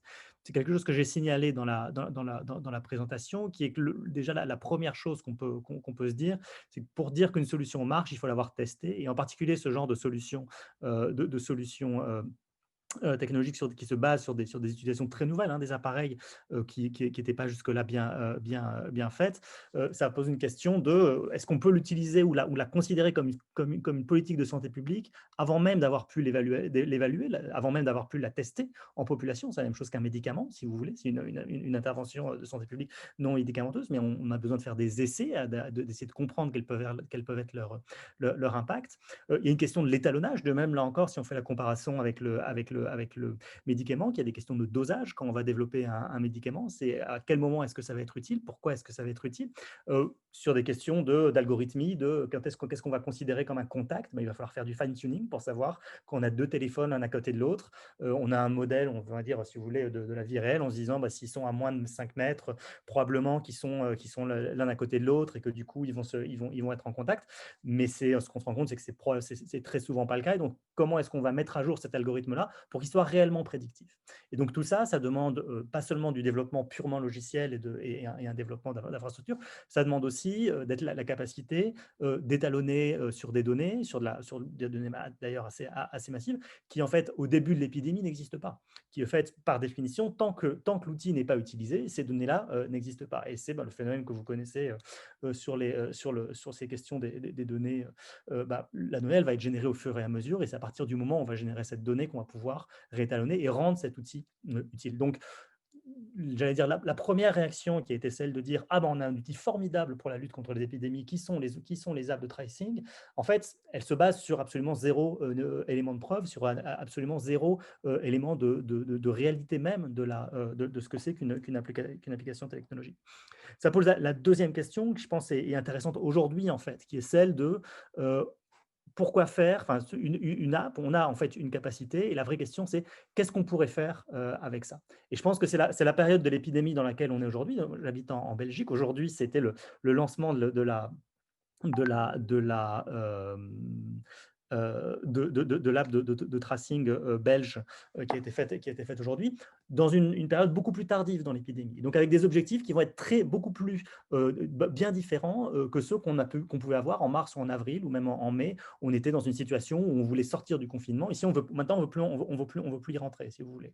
Et donc, cette question de quel outil pour quelle réponse, elle est aussi très importante. Et la critique que moi j'ai aussi sur ces apps, c'est que finalement, on les a vues comme une solution, mais on ne savait pas vraiment pour quel problème. Et aujourd'hui, on va se dire, OK, on a des outils qui vont être développés, on a des outils qui sont lancés, qui aujourd'hui peut-être vont être adoptés, peut-être pas. Ce n'est pas très encourageant les chiffres qu'on a dans la plupart des pays. Mais surtout, la question, c'est qu'une fois qu'on les a, il va falloir définir qu'est-ce qu'on va vouloir en faire, qu'est-ce qu'on va vouloir leur faire faire et quelle va être leur utilité. D'accord? C'est la fameuse question. Quand on a un marteau, tout ressemble à un clou. Là, on a un marteau, mais on va se demander est-ce que réellement on a des clous en fait, Est-ce qu'il y a des clous quelque part? Après, je pense, sur la question technique, je ne vais pas rentrer dans les détails, encore une fois, parce que je ne les maîtrise pas bien.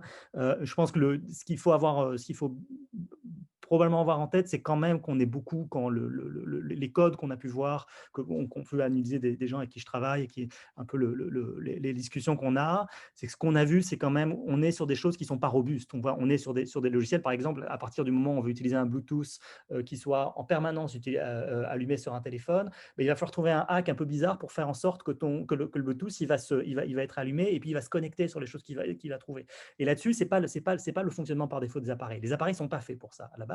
Et donc, il faut trouver des espèces de choses bizarres en disant très régulièrement, on va envoyer un petit signal random qui va être un son, qui va je ne sais quoi, pour réactiver le Bluetooth pour le faire marcher. Je ne rentre pas dans les détails encore une fois parce que c'est des choses que qu'au débeauté, j'essaie de ressortir de ma mémoire, mais le sentiment qu'on a dans ces outils-là, il est beaucoup basé sur du bricolage, mais au sens négatif, on va dire, pas au sens qu'on utilisait avant. Voilà. Et donc, peut-être pour conclure là-dessus, je pense que la question, elle n'est pas est-ce que ces apps sont utiles, ou sont pas, est-ce qu'elles sont efficaces, qu'elles sont utiles. C'est si jamais on arrive à faire des apps qui puissent faire ce qu'elles pensent vouloir faire, pourquoi est-ce qu'on voudrait les utiliser?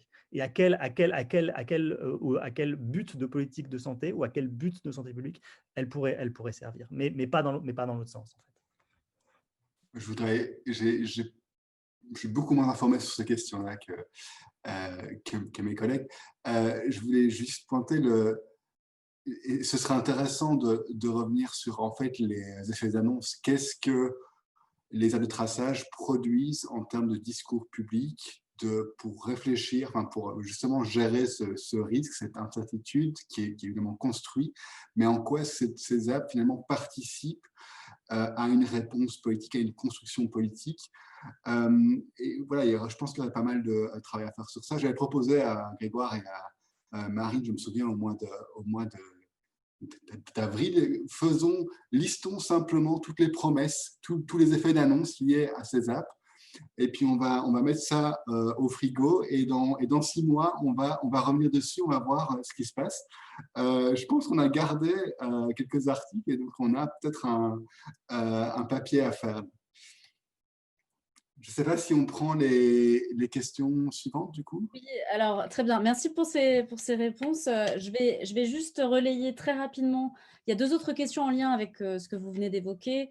Donc, Alice Kroupeff qui demande si finalement, à une échelle un petit peu plus restreinte, est-ce que ces applications pourraient avoir un intérêt. Donc, elle prend l'exemple, par exemple, donc une école, une université ou un lieu de travail. Et puis, donc, Maximilien qui a posé la première question, vous invite peut-être à réfléchir sur l'application française. Est-ce qu'elle présente les mêmes risques? Je pense que Marine a déjà apporté, Marine et Grégoire ont déjà apporté des éléments de réponse. J'enchaîne tout de suite sur les autres questions qui changent un petit peu de sujet. Comme ça, vous les avez toutes et vous pourrez choisir les réponses que vous souhaitez formuler. Alors, on a une question de Simone Diouf. Comment évaluez-vous les réponses des organisations régionales, type Union africaine, CEDEAO, face à l'épidémie de la Covid-19? Et puis, on a une autre question de Jalal Fari, qui porte donc sur la relation entre la pandémie et la technologie de la 5G, qui est nouvellement en train d'être évoquée un petit peu partout dans le monde. Et puis, il y avait une autre question un petit peu plus précise donc de Stéphane Cartier, sur votre classification des pays du Nord et du Sud, et notamment de la Chine, dans le cas de la Covid-19. Dans quelle catégorie de pays vous situeriez la Chine? Voilà, je vous laisse répondre. Vous avez encore une dizaine de minutes. Je vous laisse qui se lance. Marine, tu veux y aller? Mais il faut que tu mettes ton micro. Je vais y aller sur la dernière question. C'est toujours sympa de commencer par la fin. Moi, je travaille que sur des pays dits du Sud et avec beaucoup de chercheurs du CNRS et de l'IRD qui travaillent sur des pays dits du Sud. Nous sommes très insatisfaits de cette définition. Moi, je travaille sur l'Inde. Je pense que comme la Chine, des fois, on dit ce sont des pays émergents ou alors on reprend les classifications de la Banque mondiale. En fait, il n'y a pas de définition satisfaisante. C'est évident qu'il n'y a pas de nord et de sud, que c'est beaucoup plus compliqué que ça. C'est juste qu'aujourd'hui, on a du mal. Finalement, il vaut mieux parler par pays. Le problème, c'est que quand on veut dégager des cadres un peu plus généraux, un peu plus larges, qui pourraient s'appliquer à autre chose que juste un pays, on se retrouve souvent à devoir utiliser ce genre de catégorie-là. J'ai des collègues, par exemple, à l'IRD, qui ont parlé de pays non hégémoniques à un moment. Il y a plein d'autres façons d'en parler, mais c'est évident que c'est pas des façons satisfaisantes en termes de classification. Alors on peut dire les pays riches, on peut dire les pays asiatiques. À l'intérieur des pays asiatiques, est-ce qu'on peut comparer le Bangladesh et la Corée du Sud? C'est très très difficile. C'est une question qui revient tout le temps et à laquelle j'avoue que je n'ai pas de réponse. J'utilise les Nord, les Sud, j'utilise l'Asie, j'utilise l'Inde et toutes ces classifications-là sont insatisfaisantes parce que même quand je parle de l'Inde, en fait, si je veux parler de l'Inde, je ne suis pas capable finalement de saisir les granularités entre le Kerala et le Bihar. Donc en fait, parler des Sud et des Nord, mettre la Chine dans le Sud ou pas, c'est une question qui est difficile vraiment pour moi et je pense pour Jean-Benoît et pour Grégoire aussi et pour tous les chercheurs qui travaillent hors de l'Europe et des États-Unis en fait. Et toutefois, je peux vous inviter à commenter les titres de votre exposé, les Sud au pluriel. Bah oui, parce que alors, si en plus on restreint à le sud, c'est encore pire. Donc on essaye d'introduire un tout petit peu plus de De diversité. résistance. Voilà. Ouais. Moi, je pense, juste pour ajouter un tout petit mot sur ça, la question, c'est que c'est classé, enfin, c'est sur le Covid-19, mais par rapport à quoi? Classé par rapport à quoi? Et là, à mon avis, ça dépend vraiment de la question précise qu'on a en tête. Quelque chose, si on se met dans une perspective de données, par exemple, quelque chose qui va être très important, c'est ce qu'on a des données qui sont disponibles sur la mortalité excédentaire. C'est quand même l'indicateur le meilleur qu'on ait quelque part sur l'impact de la pandémie. Et donc, moi, je dirais à chaque question sa classification utile. Et donc, je vous inviterai à réfléchir, voilà, de quels aspects du Covid est-ce qu'on parle. Et à partir de là, on peut refaire une classification qui peut être pertinente et utile. Je ne sais pas si Grégoire ajouter sur ça, non. Moi, je voulais peut-être toucher à la question sur les organisations régionales, qui est une excellente question. J'ai une collègue qui travaille sur ça et m'a envoyé plusieurs de ses papiers. Je n'ai pas eu le temps de les lire et maintenant, j'aimerais bien les avoir lus pour vous donner une meilleure réponse. Nous, ce qu'on a vu sur le travail qu'on a fait, c'est... et on retombe un peu sur ce qu'on disait au début de la discussion, c'est que ces organisations régionales sont utilisées par ceux qui sont laissés sans voix pour essayer d'avoir une voix.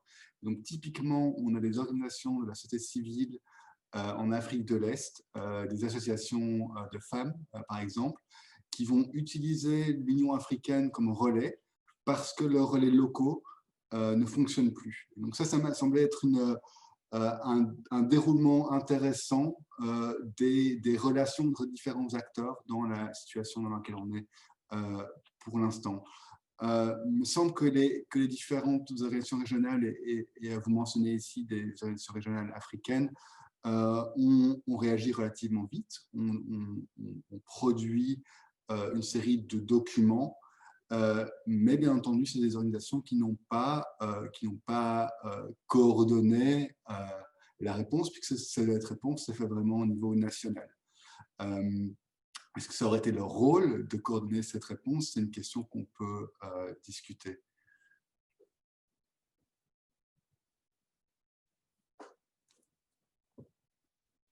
Qui veut se lancer pour une autre question? Alors moi, je vais juste me lancer pour quand même, j'ai envoyé l'article sur les apps. Il faut savoir qu'il est sorti avant que l'application française soit lancée. Sur toutes les questions autour de l'application française, moi, je vous conseille vraiment d'aller sur le site de la CNIL, qui a rendu un avis très, très précis sur l'application et qui actuellement est en conflit avec le gouvernement pour non-respect de cet avis et donc non-respect notamment de la RGPD européenne. Donc, allez-y, allez sur le site de la CNIL. Il y a des gens super qui ont travaillé là-dessus et qui montrent qu'il y a des dangers, y compris sur l'application française.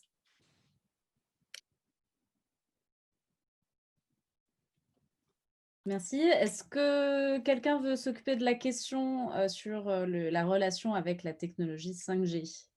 Peut-être Grégoire. Alors, je n'ai pas particulièrement de compétences là-dessus. Je pense qu'il faut être très clair en l'état actuel. Il n'y a absolument aucun élément pour assurer qu'il y a un lien entre la technologie 5G et le Covid. Et il n'y a même aucun modèle causal qui puisse émerger pour faire le lien. Donc, je pense qu'il faut évacuer très vite cette question, dire que non, il n'y a aucune relation entre la 5G et la Covid. Maintenant, je pense que ce qui est intéressant, c'est à nouveau pas spécialement la question en tant que telle de la technologie 5G, de sa relation avec la Covid, mais qu'est-ce que ça veut dire qu'on ait ce genre de discours qui émerge et qu'est-ce que ça veut dire sur le rapport, par exemple, entre citoyens et gouvernement. Et voilà, là, je pense qu'il y a plein de questions. Pourquoi ça émerge maintenant? Et comment finalement répondre à ça, parce qu'on inverse la charge de la preuve, d'accord? C'est quelque part impossible de montrer, enfin, on est dans une situation où on met les pouvoirs publics dans une dans une position extrêmement compliquée. Prouvez-nous qu'il n'y a pas de danger, alors que finalement, c'est normalement le contraire qu'on demande. Prouvez-nous qu'il y a effectivement un danger. Et donc, qui relaie ce genre d'informations, pour moi, est beaucoup plus intéressant que le fond de la question, qui, je pense, est relativement tranché. Très bien. Eh bien, je crois qu'on va s'arrêter là. On est parfaitement dans les temps. On a respecté le programme. Donc, je vous remercie encore d'avoir été aussi concis et éloquent. Je vais donner rapidement la parole à Peter, peut-être pour conclure cette séance. En forme d'un grand merci à vous trois, Grégoire, Marine et Jean-Benoît. C'était vraiment, vraiment passionnant. Une bonne discussion et de bonnes réponses à des questions pas tout à fait attendues. Donc, merci. Merci, Peter. Et oui, à mon tour de vous remercier encore de votre intervention. Donc, je crois qu'on a bien compris que c'est encore un projet qui est en devenir, que vous êtes encore en train de travailler sur tous ces éléments. Donc, on a évidemment hâte de voir peut-être une publication future sur les résultats que vous pourrez observer. Pour ce qui est de la semaine prochaine, donc la semaine prochaine, nous parlerons cette fois, nous allons changer de sujet, du risque, des risques, là en l'occurrence, les intervenants ont souhaité utiliser le concept de risque au pluriel, des risques nucléaires. Et nous aurons donc la chance de recevoir 2 chercheurs cette fois-ci, donc à savoir Jean-Pierre Dupuis et Benoît Pelopidas pour discuter de ces questions-là. En attendant, je vous souhaite à tous une très bonne semaine et encore une fois, merci à nos invités et à très bientôt. Bonne soirée à tous. Merci à vous. Merci, bonne soirée. Merci à tous, bonne soirée.